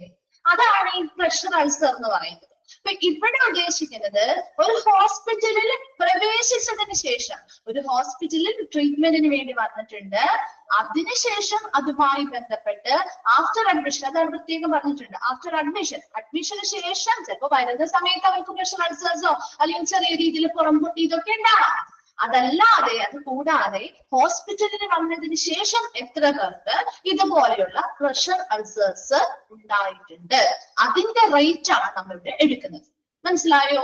Incidents of hospital connected pressure ulcers after അഡ്മിഷന് ശേഷം എത്ര പേർക്ക്, ഈ ഹോസ്പിറ്റലിൽ വന്നതിന് ശേഷം എത്ര പേർക്ക് ഈ പറയുന്ന പ്രഷർ അൾസേഴ്സ് ഉണ്ടായിട്ടുണ്ട്, അതിന്റെ റേറ്റ് ആണ് നമ്മളിവിടെ എടുക്കുന്നത്. ക്ലിയർ ആണോ? മൂന്നാമത്തത് ഓക്കെ ആണോ? ഓക്കെ. ഫോർത്ത് വൺ ആണ് number of reporting error per 1000 investigation. അതായത് ഇപ്പോ നമ്മൾ ലാബ് ടെസ്റ്റുകൾ ചെയ്യുമ്പോഴോ ഒക്കെ ഒരുപാട് പരിശോധനകളൊക്കെ ഹോസ്പിറ്റലിൽ ചെല്ലുമ്പോൾ ചെയ്യാറുണ്ട് അല്ലെ? അതിൽ ചിലതിലൊക്കെ തെറ്റുകൾ വരാറില്ലേ? എല്ലാം പെർഫെക്റ്റ് ആയിരിക്കണമെന്നുണ്ടോ? ചില കാര്യങ്ങളിൽ ചില വ്യത്യാസങ്ങൾ ടെസ്റ്റുകൾ ചെയ്യുമ്പോൾ ഒക്കെ വരാറില്ലേ? വരാറുണ്ടോ? എല്ലാം ഓക്കെ ആവാറൊന്നുമില്ല അല്ലെ? ചില വ്യത്യാസങ്ങൾ അല്ലെങ്കിൽ പെശകുകളൊക്കെ വരാറുണ്ട്. അതാണ് ഇവിടെ ഉദ്ദേശിക്കുന്നത്. 1000 പരിശോധനകൾ നടത്തിയാൽ അതിൽ എത്ര എണ്ണത്തിന് ഇതുപോലെയുള്ള എറേഴ്സ് അല്ലെങ്കിൽ പിശകുകൾ വന്നിട്ടുണ്ട് എന്ന ഒരു കണക്കെടുക്കും. അതിനനുസരിച്ച് ആ ഫോർമുലാസിൽ അപ്ലൈ ചെയ്ത് നമുക്ക് മനസ്സിലാവും ഇന്ന മേഖലകളിലാണ് ഈ പറയുന്ന എറേഴ്സ് അല്ലെങ്കിൽ പിശകുകൾ വരുന്നത്. ഇപ്പൊ ചിലപ്പോൾ ഏതെങ്കിലും ഒരു പർട്ടിക്കുലർ ലബോറട്ടറിയിൽ ഏതെങ്കിലും ഒരു പർട്ടിക്കുലർ ഏരിയയിലായിരിക്കും, ചിലപ്പോൾ ഏതെങ്കിലും പർട്ടിക്കുലർ ടെസ്റ്റിലായിരിക്കാം ചിലപ്പോൾ ആ ഒരു എറേഴ്സ് കൂടുതൽ കാണിക്കുക അല്ലെ? ഇപ്പൊ ഷുഗർ ടെസ്റ്റ് ചെയ്യുന്നതുമായി ബന്ധപ്പെട്ടൊന്ന് നോക്കി, അല്ലെങ്കിൽ ബ്ലഡ് പ്രഷർ ടെസ്റ്റ് ചെയ്യുന്നതുമായി ബന്ധപ്പെട്ടായിരിക്കും കൂടുതൽ ചിലപ്പോൾ എന്ത് ചെയ്യുന്നത്, എറേഴ്സ് കാണുന്നത്. അപ്പൊ കാര്യം എന്താണ്, അത് അങ്ങനെ ഒരു എറർ അല്ലെങ്കിൽ പിശക് കാണിക്കാനായിട്ട് അല്ലെങ്കിൽ ആ തെറ്റുപറ്റുന്നതിന്റെ കാരണം എന്താണ് എന്നൊക്കെ കണ്ടുപിടിക്കാനും മെച്ചപ്പെടുത്തൽ നടത്താനും ഇത് സഹായകമാണ്. അപ്പൊ അതാണ് the number of reporting error per 1000 investigation. 1000 പരിശോധനകൾ എടുത്താൽ അതിൽ എത്ര നമ്പർ ഓഫ് റിപ്പോർട്ടുകൾക്കാണ് എന്ത് വന്നിരിക്കുന്നത്, എറേഴ്സ് അല്ലെങ്കിൽ പിശകുകൾ വന്നിരിക്കുന്നത് എന്ന് കാൽക്കുലേറ്റ് ചെയ്യുന്നു. ക്ലിയർ ആണോ? പറയുന്നത് ഓരോന്നും മിസ് ചോദിക്കുന്നത് നിങ്ങൾക്ക് വ്യക്തമാണോ എന്ന് അറിയാൻ വേണ്ടി, കാരണം ഒരുപാട് പറയുന്നുണ്ട്. അപ്പൊ അതിനനുസരിച്ച് നിങ്ങൾക്ക് വിട്ടുപോവാതിരിക്കാൻ വേണ്ടിയിട്ടാണ് ചോദിക്കുന്നത്. ക്ലിയർ ആണോ? ഓ, അടുത്തത് number of variations observed in mock drills. Mock drills കണ്ടിട്ടുണ്ടോ? നമ്മളെ പണ്ട് സ്കൂളിലൊക്കെ പഠിക്കുന്ന സമയത്ത് മോക്ക് ഡ്രിൽസ് കണ്ടിട്ടുണ്ടാവും. അതുപോലെ ഈ CPR ഒക്കെ കൊടുക്കുന്നതുമായി ബന്ധപ്പെട്ട മോക്ക് ഡ്രിൽസ് കണ്ടിട്ടുണ്ടോ? ആരും കണ്ടിട്ടില്ലേ? എന്താണ് റിപ്ലൈയിലാണിരിക്കണേ? കണ്ടിട്ടില്ല. ഈ തീപിടുത്തം ഉണ്ടാവുമ്പോൾ തീ എങ്ങനെ അണയ്ക്കാം എന്ന രീതിയിൽ പോലീസുകാരോ അല്ലെങ്കിൽ അതുമായി ബന്ധപ്പെട്ട ആളുകളൊക്കെ സ്കൂളുകളിൽ വന്നിട്ട് മോക്ക് ഡ്രിൽസ് കാണിച്ചു തരാറുണ്ട്. അത് കണ്ടിട്ടുണ്ടോ? നേരിട്ട് കണ്ടിട്ടില്ലെങ്കിലും നിങ്ങൾ വീഡിയോസിലൂടെയോ കാര്യങ്ങളിലോ ഒക്കെ കണ്ടിട്ടുണ്ടാവുമല്ലോ. ഇല്ലേ? നേരിട്ട് കണ്ടിരിക്കുന്ന വീഡിയോസിലൂടെയോ അല്ലാതെയോ ഒക്കെ കണ്ടിട്ടുണ്ടാവില്ലേ? അപ്പൊ അങ്ങനെയുള്ള മോക്ക് ഡ്രിൽസ് എന്തിനു വേണ്ടിയിട്ടാ ചെയ്യുന്നത്? എന്തിനു വേണ്ടിയാ ചെയ്യുന്നത് മോക്ക് ഡ്രിൽസ്? നമുക്ക് അതിനെ കുറിച്ചൊരു നോളജ് കിട്ടാൻ വേണ്ടിയാണ് അല്ലെ? ആ ഒരു ഇവന്റ് അല്ലെങ്കിൽ ആ ഒരു സംഭവം നടന്നാല് അതെ മുൻഗണന എടുക്കാൻ വേണ്ടി ആ ഒരു സംഭവം വന്നു കഴിഞ്ഞാൽ നമ്മൾക്ക് എങ്ങനെ അതിനെ നേരിടാം അല്ലെ? അതിനു വേണ്ടിയിട്ട് നമ്മൾ തയ്യാറാക്കുകയാണ് ചെയ്യുക ശരിക്കും മോക്ക് ഡ്രിൽ അല്ലെ? നമുക്ക് അതിനെ കുറിച്ച് മുൻധാരണകൾ കിട്ടുന്നു, അല്ലെങ്കിൽ മുൻകരുതൽ എടുക്കാൻ സാധിക്കുന്നു, കൃത്യമായ അറിവുകൾ കിട്ടും, എന്തൊക്കെ കാര്യങ്ങൾ നമ്മൾ അങ്ങനെ ഒരു സിറ്റുവേഷൻ വന്നാൽ നമ്മൾ എന്ത് ചെയ്യണം എന്നതിനെ കുറിച്ചുള്ള ഒരു അറിവും ട്രെയിനിങ്ങുമാണ് നമുക്ക് അതിലൂടെ തരിക അല്ലെ? ഇങ്ങനെയുള്ള മോക്ക് ഡ്രിൽസ് ഹോസ്പിറ്റലുകളിലും ചെയ്യാറുണ്ട്. ഹോസ്പിറ്റലിലെ ജീവനക്കാർക്ക് പരിശീലനം കൊടുക്കണമെങ്കിൽ മോക്ക് ഡ്രിൽസിലൂടെ പറ്റുള്ളൂ. ഇപ്പൊ ഒരു ഡിസാസ്റ്ററിനെ കുറിച്ച് ഒരു മോക്ക് ഡ്രിൽ നടത്തുകയാണ്. അപ്പൊ ഒരു ഹോസ്പിറ്റലിന് ഒരു ദുരന്തം അല്ലെങ്കിൽ ഒരു ഡിസാസ്റ്റർ വരുമ്പോ എന്തൊക്കെ കാര്യങ്ങൾ അവർ ചെയ്യണം എന്നുള്ളത് നമുക്ക് ഈ മോക്ക് ഡ്രില്ലിലൂടെയല്ലേ കാണിച്ചു കൊടുക്കാൻ പറ്റുക അവർക്ക് അല്ലെ? ഒരു മോക്ക് ഡ്രില്ല് സംഘടിപ്പിക്കുന്നു. ആ മോക്ക് ഡ്രില്ലില് കൃത്യമായിട്ട് ഓരോരോ പ്രൊസീജിയേഴ്സും ചെയ്യേണ്ടതായിട്ട് ഓരോരോ ജീവനക്കാരും ചെയ്യേണ്ട കാര്യങ്ങൾ പറഞ്ഞു കൊടുക്കുന്നു. അപ്പൊ അവർക്ക് അത് ചെയ്ത് നോക്കി കൃത്യമായിട്ടുള്ളൊരു അറിവ് എന്താ ചെയ്യാം കൂട്ടിയെടുക്കാനായിട്ട് അതിലൂടെ സഹായിക്കുന്നുണ്ട്. അപ്പൊ അതുപോലെ ഹോസ്പിറ്റലിൽ നടത്തുന്ന ഇങ്ങനെയുള്ള മോക്ക് ഡ്രില്ലുകളില് എത്ര നമ്പർ ഓഫ് വേരിയേഷൻസ് ആവുന്നിരിക്കുന്നത് എന്ന് വെച്ചാൽ എന്താണ്? ഒരു മോക്ക് ഡ്രില്ല് കാണിക്കുന്നു. ഇപ്പൊ ഒരു CPR ചെയ്യാൻ സിമ്പിൾ ആയിട്ട് പറയാം. CPR ചെയ്യാൻ ഒരു CPR ഇപ്പൊ നമുക്കൊന്നും CPR ചെയ്യാൻ അറിയില്ല. നമുക്കൊരാള് മോക്ക് ഡ്രിൽ എടുത്ത് തരാൻ വന്നിരിക്കുകയാണ്. CPR ചെയ്യാനായിട്ട് എങ്ങനെ പഠിക്കാം, നമുക്ക് എങ്ങനെ പരിശീലനം ലഭിക്കാം എന്നതിനെ കുറിച്ച് പറഞ്ഞു തരാൻ വേണ്ടി ഒരു മോക്ക് ഡ്രിൽ സംഘടിപ്പിച്ചേക്കാണ്. അപ്പൊ നമുക്കൊന്നും അറിയില്ല അതിനെപ്പറ്റി. നമ്മൾ ആര് ചെയ്യുന്നത് കണ്ടാ ചെയ്യാം. നമുക്ക് തരുന്ന ആ പരിശീലകൻ അല്ലെങ്കിൽ ആ ട്രെയിനർ എന്താണോ ചെയ്യുന്നത് അത് നമ്മൾ അങ്ങനെ കോപ്പി ചെയ്യല്ലേ ചെയ്യാം. ആണോ? ആ ട്രെയിനർ എന്താണോ ചെയ്തു തരുന്നത് അത് അങ്ങനെ കോപ്പി ചെയ്തെടുക്കല്ലേ നമ്മൾ ചെയ്യുന്നത്. അതുപോലെ ഇപ്പൊ ഇവിടെയും ഇതുപോലെ മോക്ക് ഡ്രിൽസ് വരുമ്പോ നമ്മൾ ആ ട്രെയിനർ എന്താണോ ചെയ്യുന്നത് അതേപോലെ തന്നെ നമ്മൾ എന്ത് ചെയ്യും? പകർത്തും. അപ്പൊ ആ ഒരു ട്രെയിനർ ചെയ്യുന്നതിൽ എന്തെങ്കിലും വ്യത്യാസങ്ങളുണ്ടെങ്കിലോ അത് നമ്മൾ ചെയ്യുന്നതിലും വരില്ലേ? വരുമോ? അവര് ചെയ്യുന്നതിൽ എന്തെങ്കിലും വ്യത്യാസങ്ങൾ വരുത്തിയാൽ അത് അവരുടെ കണ്ടുപഠിക്കുന്ന എല്ലാവരും ചെയ്യുന്നതിലും വരും അല്ലെ? അപ്പൊ അങ്ങനെ എന്തെങ്കിലും വേരിയേഷൻസ് അവര് നടത്തിയ മോക്ക് ഡ്രിൽസിൽ വന്നിട്ടുണ്ടോ എന്ന് ഇതെപ്പോഴും ശരിക്കും നെഗറ്റീവ് ആയിട്ടുള്ള കാര്യങ്ങളാണ് ഇതിലെടുക്കുക. അതായത് കുറെ പോസിറ്റീവ് ആയിട്ടുള്ളതിൽ നിന്നും തെറ്റ് വന്നിരിക്കുന്ന ഏതൊക്കെയാണ് അല്ലെങ്കിൽ എറേഴ്സ് വന്നിരിക്കുന്ന ഏതൊക്കെയാണ് അങ്ങനെയാണ് ചൂസ് ചെയ്യുന്നത്. അപ്പൊ ഇവിടെയും മോക്ക് ഡ്രിൽസ് നടത്തിയതിൽ ഏതെങ്കിലും ഒക്കെ വേരിയേഷൻസ് വന്നിട്ടുണ്ടോ അല്ലെങ്കിൽ വ്യത്യാസങ്ങൾ നോർമലായിട്ട് ചെയ്യുന്നതിൽ നിന്നും ആ ഒരു വ്യത്യാസങ്ങൾ വരുത്തിയിട്ടുണ്ടോ അല്ലെങ്കിൽ വ്യത്യാസങ്ങൾ ഇവർ കാണിച്ചു കൊടുത്തിട്ടുണ്ടോ? അപ്പൊ അങ്ങനെയുള്ള കാര്യങ്ങൾ എത്ര എണ്ണമുണ്ട്, ആ മോക്ക് ഡ്രിൽസിൽ എത്ര എണ്ണത്തിൽ അങ്ങനെയുള്ള വ്യത്യാസങ്ങൾ വന്നിട്ടുണ്ട് എന്നതിന്റെ നമ്പറാണ് ഇവിടെ എടുക്കുന്നതും റേറ്റ് നോക്കുന്നത്. ക്ലിയർ ആണോ അത്? number of variations observed in mock drill. മനസ്സിലായോ? എന്താണ് റിപ്ലൈ ചെയ്യാത്തെ? ഓക്കെ. അടുത്തത് percentage of adherence to safety precaution by staff working in diagnosis. ഇപ്പൊ രോഗനിർണയം നടത്തുന്ന ഇടങ്ങളിൽ ഇപ്പൊ ഒരു ലബോറട്ടറിയിലായിരിക്കാം അല്ലെങ്കിൽ ഒരു റേഡിയോളജി ഡിപ്പാർട്ട്മെന്റിലായിരിക്കാം അവിടെയൊക്കെ വർക്ക് ചെയ്യുന്ന സ്റ്റാഫുകള് അവരുടെ സേഫ്റ്റി പ്രിക്കോഷൻസ് അല്ലെങ്കിൽ സുരക്ഷാ മുൻകരുതൽ എടുക്കണം അല്ലെ? അങ്ങനെ എത്ര പേര് ഈ പറയുന്ന ഡയഗ്നോസ്റ്റിക് ഏരിയയില് വർക്ക് ചെയ്യുന്ന സ്റ്റാഫുകളിൽ എത്ര പേര് ആ സേഫ്റ്റി പ്രിക്കോഷൻസ് പാലിക്കുന്നുണ്ട് എന്നതിന്റെ പെർസെന്റേജ് ആണ് ഇവിടെ എടുക്കുന്നത്. മനസ്സിലായോ? ഇപ്പൊ ഒരു 100 പേര് അവർ വർക്ക് ചെയ്യുന്നുണ്ടെങ്കിൽ എല്ലാവരും ചിലപ്പോൾ സേഫ്റ്റി പ്രിക്കോഷൻസ് പാലിക്കണമെന്നില്ല. അതിൽ എത്ര പേര് ആ സേഫ്റ്റി പ്രിക്കോഷൻസ് പാലിക്കുന്നുണ്ട് എന്നതിന്റെ പെർസെന്റേജ് ആണ് ഇതിൽ നമ്മൾ എടുക്കുന്നത്. ക്ലിയർ ആണോ? എത്ര പേര് അത് സേഫ്റ്റി പ്രിക്കോഷൻസ് പാലിക്കുന്നു അതിന്റെ പെർസെന്റേജ് അല്ലെങ്കിൽ റേറ്റ് എടുക്കുന്നു. Percentage of medication charge with error prone abbreviations എന്ന് വെച്ചാൽ എന്തായിരിക്കും? Percentage of medication chart. ഇപ്പൊ നമ്മള് ഹോസ്പിറ്റലിലേക്ക് ചെല്ലുമ്പോൾ ഡോക്ടർ നമുക്ക് മരുന്ന് എഴുതിയ ചാർട്ടുകൾ തരും അല്ലെ? മരുന്ന് ചാർട്ടുകൾ ഉണ്ടാവില്ലേ നമുക്ക് ഓരോരുത്തർക്കും? ഡോക്ടർ ട്രീറ്റ്മെന്റിന് വേണ്ടി എഴുതുന്ന മെഡിസിൻസുമായി ബന്ധപ്പെട്ട ഉണ്ടോ? ഓക്കെ. അതില് അബ്രീവിയേഷൻസ് പറഞ്ഞാല് ഇപ്പൊ ഡോക്ടേഴ്സ് ചില ഡോക്ടേഴ്സ് എഴുതുന്നത് എങ്ങനെയാ? ഫുൾ ഫോം ഒന്നും എഴുതില്ല, ഫുൾ ആയിട്ടൊന്നും എഴുതില്ല. ചിലപ്പോൾ ഇപ്പൊ ഒരു പാരസെറ്റമോൾ ആണെങ്കിൽ അതിന് പി അല്ലെങ്കിൽ വേറെ എന്തെങ്കിലും 2-3 ഷോർട്ട് ഫോം അല്ലെങ്കിൽ അബ്രിവിയേറ്റഡ് ഫോം ആയിരിക്കും എഴുതുക അല്ലെ. പി മോൾ അങ്ങനെ ആയിരിക്കും എഴുതുക. ചില ഫുള്ളൊന്നും എഴുതിന്ന് വരില്ല. അപ്പൊ അങ്ങനെ അബ്രിവിയേഷനിൽ എന്തെങ്കിലും വ്യത്യാസങ്ങൾ വന്നാൽ എന്താ പറ്റുക? ആ ഒരു മെഡിസിൻ എഴുതിയ ഒരു അബ്രിവിയേഷൻ പറയണം. ആ ഒരു അബ്രിവിയേഷനിൽ ചെറിയ വ്യത്യാസങ്ങൾ വന്നാൽ പോലും മരുന്ന് മാറിപ്പോവാം അല്ലെ. കാരണം എന്താ? ഈ ഡോക്ടർ എഴുതി തരുന്നത് അവിടെ ഫാർമസിയിൽ ചെല്ലുമ്പോൾ അവര് വായിക്കുന്നതും തമ്മിൽ വ്യത്യാസം വന്നാൽ പോരെ അല്ലെ. അപ്പൊ അവരുദ്ദേശിക്കുന്നത് ഡോക്ടർ ഉദ്ദേശിച്ചായിരിക്കില്ല ചിലപ്പോൾ അവർ വിചാരിച്ച് എടുത്തു കൊടുക്കുന്നത്. അപ്പൊ അങ്ങനെ വരുന്ന തെറ്റുകൾ എത്ര എണ്ണം ഉണ്ട് അതാണ് ഉദ്ദേശിക്കുന്നത്. Percentage of medication chart with error prone abbreviations. എത്രത്തോളം പിശകുകള് ഈ പറയുന്ന അബ്രിവിയേഷൻസ് ഡോക്ടേഴ്സ് എഴുതുന്ന അബ്രിവിയേഷൻസിൽ ഏതിലെങ്കിലും ഈ മെഡിക്കേഷൻ ചാർട്ടുകളില് എന്തെങ്കിലും എറേഴ്സ് വന്നിട്ടുണ്ടെങ്കിൽ അത് എത്ര മെഡിക്കേഷൻ ചാർട്ടുകളിലാണ് വന്നിട്ടുള്ളത് അതിന്റെ പെർസെന്റേജ്. ക്ലിയർ ആണോ? Percentage of medication chart with error prone abbreviations. Okay. അടുത്തത് percentage of inpatients developing unfavourable drug reactions. Inpatient ആയിട്ടുള്ളവര് അവർക്ക് മെഡിസിൻസ് കാര്യങ്ങൾ നമ്മൾ കൊടുക്കുമ്പോൾ ചിലർക്ക് അലർജി കാര്യങ്ങൾ ഉണ്ടാവും അല്ലെ. മരുന്നുകൾക്ക് അലർജി ഉണ്ടാവാറില്ലേ ചില ആളുകൾക്ക്?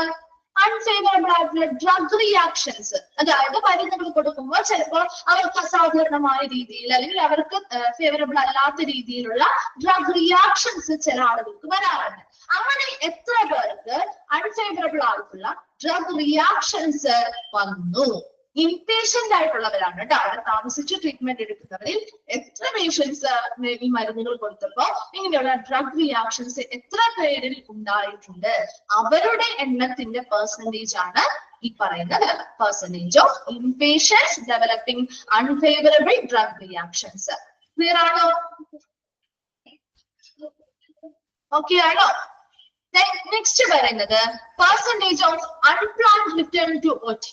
ഓപ്പറേഷൻ തിയേറ്ററിലേക്കുള്ള ആസൂത്രിതമല്ലാത്ത തിരിച്ചുപോക്ക്. അതായത് ഇപ്പൊ ഒരു ഓപ്പറേഷൻ കഴിഞ്ഞു എന്ന് വിചാരിക്കാം. ഒരു സർജറി അല്ലെങ്കിൽ ഒരു ഓപ്പറേഷൻ ഒക്കെ കഴിഞ്ഞ് അവർ റിക്കവറി റൂമിലേക്കോ വാർഡിലേക്കോ അല്ലെങ്കിൽ മാറ്റിയിട്ടുണ്ടാവും. മാറ്റി കഴിഞ്ഞ് കഴിയുമ്പോൾ ചിലപ്പോൾ അവർക്ക് ആ ഒരു സൈറ്റില് ഇൻഫെക്ഷൻസ് വന്നിട്ട് തിരിച്ചു പിന്നെയും ചിലപ്പോൾ എന്ത് ചെയ്യേണ്ടതായിട്ട് വരാം. ആ റൂമിലേക്ക് തന്നെ ആ ഒരു ഓപ്പറേഷൻ തിയേറ്ററിലേക്ക് തന്നെ പിന്നെയും കൊണ്ടുപോകേണ്ടതായിട്ട് വരാം. അങ്ങനെ ചില സംഭവങ്ങൾ നടക്കാറില്ല. അല്ലെങ്കിൽ അവർക്ക് എന്തെങ്കിലും അതുമായി ബന്ധപ്പെട്ട എന്തെങ്കിലും സൈഡ് എഫക്ട്സുകളോ മറ്റെന്തെങ്കിലും ബുദ്ധിമുട്ടുകളോ തോന്നിയാല് പ്രതീക്ഷിക്കുക. നമ്മൾ പ്രതീക്ഷിച്ചുള്ള കൊണ്ടുപോകല്ല. ഒരു സർജറി ചെയ്യണമെന്ന് പറയുമ്പോൾ നമ്മൾ ഓൾറെഡി നമുക്കറിയാം നമ്മൾ ഇതിന്റെ ഡേറ്റും കാര്യങ്ങളൊക്കെ ഡോക്ടേഴ്സ് കുറച്ച് വളരെ നിസ്സാരമായിട്ടാണ് നമ്മൾ ചെയ്യുന്നത്. അല്ലാതെയൊക്കെ നമ്മൾ ഓൾറെഡി ഡേറ്റും കാര്യങ്ങളും ഫിക്സ് ചെയ്ത് തന്നിട്ടല്ലേ നമ്മളോട് പറയുന്നേ ഇന്ന ദിവസം വന്ന് ഇന്ന ദിവസം അതെ ഇപ്പൊ ഇൻസ്ട്രുമെന്റ്സ് ഉള്ളിൽ വെച്ച് അങ്ങനെ എന്തെങ്കിലും ഒക്കെയുള്ള അൺപ്ലാൻഡ് ആസൂത്രിതമല്ലാത്ത എന്തെങ്കിലും സംഭവങ്ങളുടെ ഫലമായിട്ട് ചിലപ്പോൾ ഓപ്പറേഷൻ തിയേറ്ററിലേക്ക് പിന്നെയും അവർക്ക് പോവേണ്ടതായിട്ട് വന്നേക്കാം. അതിൽ എത്ര പെർസെന്റേജ് ആണ് എന്നതാണ് പറയുന്നത് കേട്ടോ. അതിന്റെ എത്ര എണ്ണം? അതൊക്കെ എന്താണ് ഹോസ്പിറ്റലിനെ ബാധിക്കുന്ന രീതിയിൽ മോശമായിട്ട് ബാധിക്കുന്ന രീതിയിലുള്ള സംഭവങ്ങളാണ് അല്ലെ. സർജറി കഴിഞ്ഞു അതിനുശേഷം പിന്നെയും തിരിച്ച് അതേ രീതിയിൽ കണ്ടീഷനിലേക്ക് പോവാന്ന് പറയുന്നത് അല്ലെ. ആ ഹോസ്പിറ്റലിൽ നല്ല രീതിയിലുള്ള ക്വാളിറ്റിയും സ്റ്റാൻഡേർഡ്സും മെയിൻ ചെയ്യാത്ത പ്രൊസീജിയേഴ്സും നന്നായിട്ട് ചെയ്യാത്തത് കൊണ്ടല്ലേ. അപ്പൊ അങ്ങനെയുള്ള എത്രത്തോളം ഇംപ്രൂവ്മെന്റ് നടത്തേണ്ട ഏരിയ ഏതാണ്, ഏതൊക്കെ ഏരിയയിലാണ് അങ്ങനെയുള്ള കുറവുകൾ കാണുന്നത് അത് കണ്ടുപിടിക്കാനാണ് percentage of unplanned return to OT പറയുന്നത്. ക്ലിയർ ആണോ? അടുത്തതാണ് പെർസെന്റേജ് ഓഫ് നിയർ മിസ്സസ്. എന്ന് വെച്ചാൽ എന്തായിരിക്കും നിയർ മിസ്സസ് എന്ന് പറഞ്ഞാല്? നമ്മൾ പറയാറില്ലേ ജസ്റ്റ് മിസ്സായി എന്നൊക്കെ പറയാറില്ലേ? പറയാറുണ്ടോ? അതെന്താണ് ഉദ്ദേശിക്കുന്നത്? അതായത് നമ്മൾ അതിൽ ഉൾപ്പെട്ടിരുന്നെങ്കിൽ നമുക്ക് എന്തെങ്കിലും അപകടങ്ങൾ പറ്റിയേനെ അല്ലെ. അതേസമയം നമ്മൾ ഭാഗ്യത്തിന് നമ്മൾ രക്ഷപ്പെട്ടു, നമ്മൾ അതിൽ ഉൾപ്പെട്ടില്ല എന്നല്ലേ അർത്ഥമാക്കുന്നത് അല്ലെ. നിയർ മിസ്സസ് അല്ലെങ്കിൽ ജസ്റ്റ് മിസ്. അപ്പൊ ഈ ഹോസ്പിറ്റലിലും ഇതുപോലെ തന്നെ അതുപോലെ ജസ്റ്റ് മിസ് ആയിട്ടുള്ള കുറെ സംഭവങ്ങൾ ഉണ്ടാവും അല്ലെ. ചിലപ്പോൾ അതിൽ അവർ ഉൾപ്പെട്ടിരുന്നെങ്കിൽ അവർക്ക് വലിയ രീതിയിലുള്ള അപകടങ്ങളോ കാര്യങ്ങളോ ഉണ്ടായേക്കാം. അവർ ഭാഗ്യത്തിന് എന്ത് ചെയ്യുന്നു എന്തെങ്കിലും ശരിയാണ് കേട്ടോ. അപ്പൊ എന്തെങ്കിലും ഫയറുമായി ബന്ധപ്പെട്ട് നിന്നോ അല്ലെങ്കിൽ എന്തെങ്കിലും ഉപകരണങ്ങള് വീഴുന്നതിൽ നിന്നോ മെറ്റിക്ക് വീഴുന്നതിൽ നിന്നോ അങ്ങനെ എന്തെങ്കിലും ആയിക്കോട്ടെ, അങ്ങനെ പ്രതീക്ഷിക്കാതെയുള്ള അങ്ങനെ എന്തെങ്കിലും സംഭവങ്ങളിൽ നിന്ന് എത്ര കേസ് അല്ലെങ്കിൽ എത്ര പേരാണ് അതിൽ നിന്ന് ജസ്റ്റ് നിയർ മിസ് ആയിട്ടുള്ളത് അല്ലെങ്കിൽ ജസ്റ്റ് മിസ് ആയിട്ടുള്ളത് അതിന്റെ പെർസെന്റേജ് ആണ് ഇവിടെ കാണുന്നത്. ക്ലിയർ ആണല്ലോ. അടുത്തത് percentage of medical records having imperfect or improper concern. അതായത് നമുക്കറിയാം, നമുക്കൊരു സർജറി അല്ലെങ്കിൽ ഒരു പുതിയ ട്രീറ്റ്മെന്റ് എന്ത് പേഷ്യന്റിന് കൊടുക്കണമെങ്കിലും അത് പേഷ്യന്റിന്റെ അല്ലെങ്കിൽ അവരുടെ റിലേറ്റീവ്സിന്റെ കൺസേണോട് കൂടി വേണം അല്ലെ, സമ്മതത്തോടു കൂടി വേണം എന്നറിയാം അല്ലെ. അവരുടെ സമ്മതപത്രം അല്ലെങ്കിൽ സമ്മതം വാങ്ങാതെ ഒരിക്കലും അതൊന്നും ചെയ്യാൻ പാടില്ല. ഇനി ഇവിടെ ചില മെഡിക്കൽ റെക്കോർഡുകളിൽ ചില ഹോസ്പിറ്റലുകാർ എന്ത് ചെയ്യാറുണ്ട്, ഇംപെർഫെക്റ്റ് ഓർ ഇംപ്രോപ്പർ കൺസേൺ വാങ്ങി, അതായത് അവരിൽ നിന്ന് ശരിയായ രീതിയിലുള്ള കൺസേൺ വാങ്ങുന്നില്ല.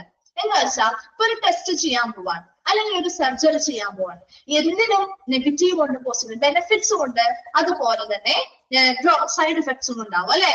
ഇപ്പൊ ഒരു ട്രീറ്റ്മെന്റ് എടുക്കുന്നതിന് ഒരുപാട് ബെനിഫിറ്റ്സ് ഉണ്ടാവും, ഒരുപാട് നേട്ടങ്ങൾ ഉണ്ടാവും. അത് മാത്രം പറഞ്ഞു കൊടുത്താൽ മതിയോ? അത് മാത്രം പറഞ്ഞു കൊടുത്താൽ മതിയോ? അതിന് ഒരുപാട് സൈഡ് എഫക്ട്സും ഉണ്ടാവും ആ ഒരു ടെസ്റ്റ് ചെയ്യുന്നതിന് അല്ലെ. ആ രണ്ടും പറഞ്ഞു കൊടുക്കണം. അത് പേഷ്യന്റിന്റെ മറിച്ചാണത്, രണ്ടും പറഞ്ഞു കൊടുത്ത് വേണം അവരുടെ സമ്മതം വാങ്ങാനായിട്ട്.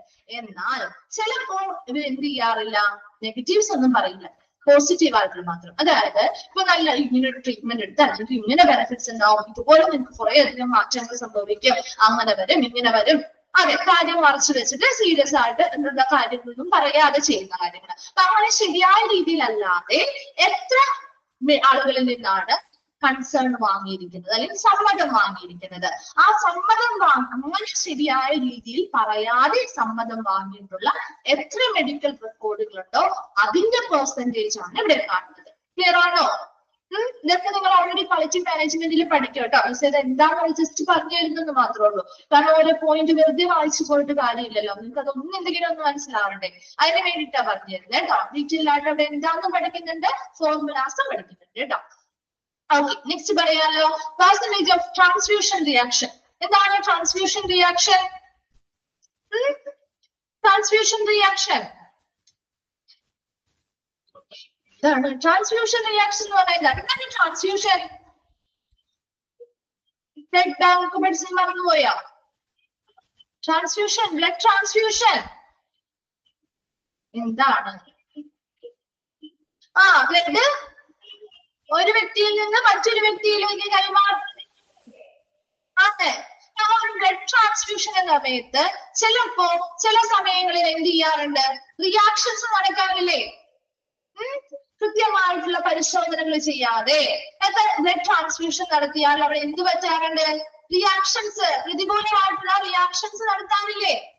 പലതരത്തിലുള്ള പല രീതിയിലായിരിക്കും, ചിലർക്ക് ഭയങ്കര ഹൈ ലെവലിലായിരിക്കും, ചിലർക്ക് ചെറിയ രീതിയിലുള്ള റിയാക്ഷൻസോ കാര്യങ്ങളോ ആയിരിക്കും നടക്കാം. അപ്പൊ അങ്ങനെ ഇവിടെ ബ്ലഡ് ട്രാൻസ്ഫ്യൂഷൻ നടത്തിയിട്ട് അതിന് പർട്ടിക്കുലർ ടൈം പീരീഡ് ഒക്കെ പറയും കേട്ടോ. ആ ഒരു ബ്ലഡ് ട്രാൻസ്ഫ്യൂഷൻ നടത്തിയിട്ട് അതിൽ എത്ര എണ്ണം ഇതുപോലെയുള്ള റിയാക്ഷൻസ് ഉണ്ടായി അതിന്റെ പെർസെന്റേജ് ആണ് ഇവിടെ എടുക്കുന്നത്.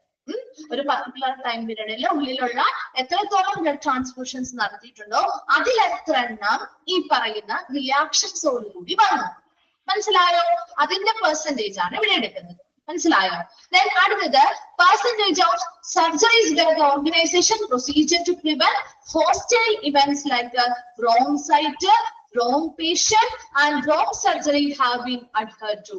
ഇപ്പൊ നമ്മൾ കേട്ടിട്ടുണ്ട് അല്ലെ, ഇപ്പൊ ഇപ്പൊ വലത് കൈക്കായിരിക്കും ചിലപ്പോൾ സർജറി ചെയ്യേണ്ടത്, ചിലപ്പോൾ ഡോക്ടർ അവിടെ അല്ലെങ്കിൽ നഴ്സിന് എന്ത് ചെയ്യുന്നത് ശ്രദ്ധിക്കാതെ അതിന് മുൻപത്തെ അതിന് മുമ്പത്തെ പോയിന്റ് പറഞ്ഞില്ല അല്ലെ.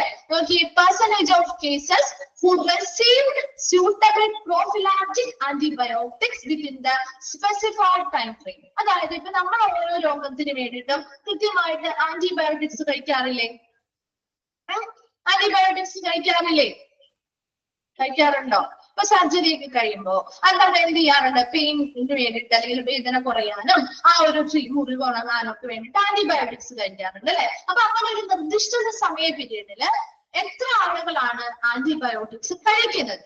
suitable ആണ് prophylactic antibiotics within the specified time frame. ആ ഒരു നിശ്ചിത സമയപരിധിക്കുള്ളിൽ എത്ര പേഷ്യൻസ് അവര് ആന്റിബയോട്ടിക്സ് എന്ത് ചെയ്യുന്നുണ്ട്, കഴിക്കുന്നുണ്ട്, അതിന്റെ കൃത്യമായിട്ടുള്ള റെക്കോർഡാണ് ഈ പേഷ്യന്റ് റെക്കോർഡുകൾ ക്രിയേറ്റ് ചെയ്ത് അതിന്റെ റേറ്റ് കാര്യങ്ങൾ എടുത്താണ് percentage of cases who received suitable prophylactic antibiotics. ഇത്ര സമയപരിധി കൊടുക്കും. എല്ലാത്തിനും ഒരു ടൈം പീരീഡ് ഉണ്ട് കേട്ടോ. ആ ടൈം പീരീഡിനുള്ളിൽ എത്ര പേര് ആന്റിബയോട്ടിക്സ് എടുക്കുന്നു, എത്ര പേര് ആന്റിബയോട്ടിക്സ് കഴിക്കാത്തവരുണ്ട്, അങ്ങനെയുള്ള റേറ്റുകളാണ് അവിടെ നോക്കുന്നത്. ഓക്കെ, അടുത്തതായിട്ട് നമ്മൾ പറഞ്ഞു ഇപ്പൊ റോങ് സൈറ്റ്, ഇപ്പൊ ഒരു കൈയുമായി ബന്ധപ്പെട്ട് ഇപ്പൊ ഒരു വലത്ത് കൈക്കായിരിക്കും ചിലപ്പോ ഫ്രാക്ചറോ കാര്യങ്ങളോ ഉണ്ടായിട്ടുള്ളത് വിചാരിക്കും. ചിലപ്പോ ഹോസ്പിറ്റലിൽ ചെല്ലുമ്പോ അവരെവിടെയായിരിക്കും അവിടെ പ്ലാസ്റ്റർ ഇട്ട് തരിക, ഇടത് കൈക്ക് പ്ലാസ്റ്റർ ഇട്ട് തരാറുണ്ട് ഇല്ലേ? അങ്ങനെ സംഭവങ്ങളൊക്കെ കേട്ടിട്ടില്ലേ നിങ്ങള്? അതുപോലെ സ്ഥലം മാറിയിട്ട് ശസ്ത്രക്രിയകൾ ചെയ്തിരിക്കുന്നത്, അതുപോലെ പേഷ്യന്റ് മാറിപ്പോകുന്നത്, തെറ്റായ രീതിയിൽ ഇപ്പൊ വയറിന് ചെയ്യേണ്ട ശസ്ത്രക്രിയകള് വേറെ എവിടെയെങ്കിലും ഭാഗത്ത് ചെയ്യുന്നതൊക്കെ ആയിട്ട് wrong site, wrong surgery, wrong patient ഇതൊക്കെ വരാറില്ലേ? ഉണ്ടോ? അതെ ഞാൻ വേണ്ടി പറഞ്ഞ അപ്പൊ ഇഷ്ടംപോലെ കേസുകൾ നമ്മൾ കേൾക്കാറുണ്ട് അല്ലെ? അപ്പൊ അങ്ങനെയുള്ള percentage of surgeries where the organisation procedure to prevent hostile events, ഇങ്ങനെയുള്ള നെഗറ്റീവ് ആയിട്ടുള്ള ഇവന്റ്സ് എന്ത് ചെയ്യാൻ, തടയാൻ വേണ്ടിയിട്ട് ഹോസ്പിറ്റലുകാര് നടത്തുന്ന പ്രൊസീജിയേഴ്സ്. അപ്പൊ ആ ഒരു പെർസെന്റേജ് അതുമായി ബന്ധപ്പെട്ട സർജറികൾ എത്ര എണ്ണം വന്നു, ഇതിങ്ങനെയുള്ള സർജറികൾ വന്നിട്ടുണ്ടെങ്കിൽ അതിന്റെ പെർസെന്റേജ് എത്രയാണ്, എന്നിട്ട് വേണം അവർക്ക് എന്ത് ചെയ്യാനായിട്ട്. ഇങ്ങനെയുള്ള ഒരു സർജറി വന്നിട്ടുണ്ട് എങ്കിൽ അതിന്റെ അടുത്ത പ്രാവശ്യം അവിടെ റിപ്പീറ്റ് ചെയ്യാൻ പാടില്ല അല്ലെ? ഇങ്ങനെ ഒരു സംഭവം ഇനി അവിടെ ഉണ്ടാകാൻ പാടില്ല. അപ്പൊ അങ്ങനെ ഉണ്ടാകാതിരിക്കണമെങ്കിൽ ഇത് എത്ര എണ്ണം ഉണ്ടായിട്ടുണ്ട്, ഇത് എന്തുകൊണ്ടുണ്ടായി എന്നൊക്കെ കണ്ടുപിടിക്കണ്ടേ? അപ്പൊ അങ്ങനെയുള്ള എത്ര എണ്ണം ഉണ്ടായി, അത് എന്തുകൊണ്ടാണ് വന്നത്, ഇങ്ങനെയുള്ള കാര്യങ്ങൾ കണ്ടുപിടിക്കാനും അതിന്റെ റേറ്റ് എടുക്കണം, അത് കണ്ടുപിടിക്കണം. അത് ഇനി വരാതിരിക്കാൻ വേണ്ടിയിട്ട് നമ്മൾ അത് കൃത്യമായ ഓർഗനൈസേഷൻ പ്രൊസീജിയർ പാലിച്ചുകൊണ്ട് ചെയ്യുന്നതിന് വേണ്ടി എടുക്കുന്നതാണ് percentage of surgeries where the organisation procedure to prevent hostile events. Wrong സൈറ്റുകളിലൂടെയുള്ള സർജറിയുടെ റേറ്റ് എടുക്കും. റോങ് പേഷ്യൻസ് എത്ര എണ്ണം പേര് സർജറി അങ്ങനെ വിധേയമായിട്ടാണെന്ന് എടുക്കും. റോങ് സർജറി അതുപോലെ തന്നെ റോങ് ആയിട്ടുള്ള സൈറ്റ് എത്ര സർജറി അങ്ങനെ ചെയ്തിട്ടുണ്ടെന്ന് നോക്കും. അങ്ങനെയുള്ള റേറ്റുകൾ എടുത്ത് കഴിയുമ്പോൾ ഏതൊക്കെ മേഖലകളിലാണ് ഇതിനുള്ള തെറ്റുകൾ സംഭവിക്കുന്നത്, എവിടെയൊക്കെയാണ് ഇംപ്രൂവ്മെന്റ് വരുത്തേണ്ടത് എന്നൊക്കെ മനസ്സിലാക്കാൻ പറ്റും. ഇത്രയും വരെ നമ്മളിവിടെ പറയുന്നുള്ളൂ. നെക്സ്റ്റ് മിസ് അടുത്ത ക്ലാസ്സിൽ കണ്ടിന്യൂ ചെയ്യാം കേട്ടോ. ഇത്രയൊക്കെ വായിച്ചിട്ട് വരാം. ഏതെങ്കിലും റിപ്പീറ്റ് ചെയ്ത് പറയണമെങ്കിൽ അടുത്ത ക്ലാസ്സിൽ പറഞ്ഞാൽ മതി കേട്ടോ. Thank you.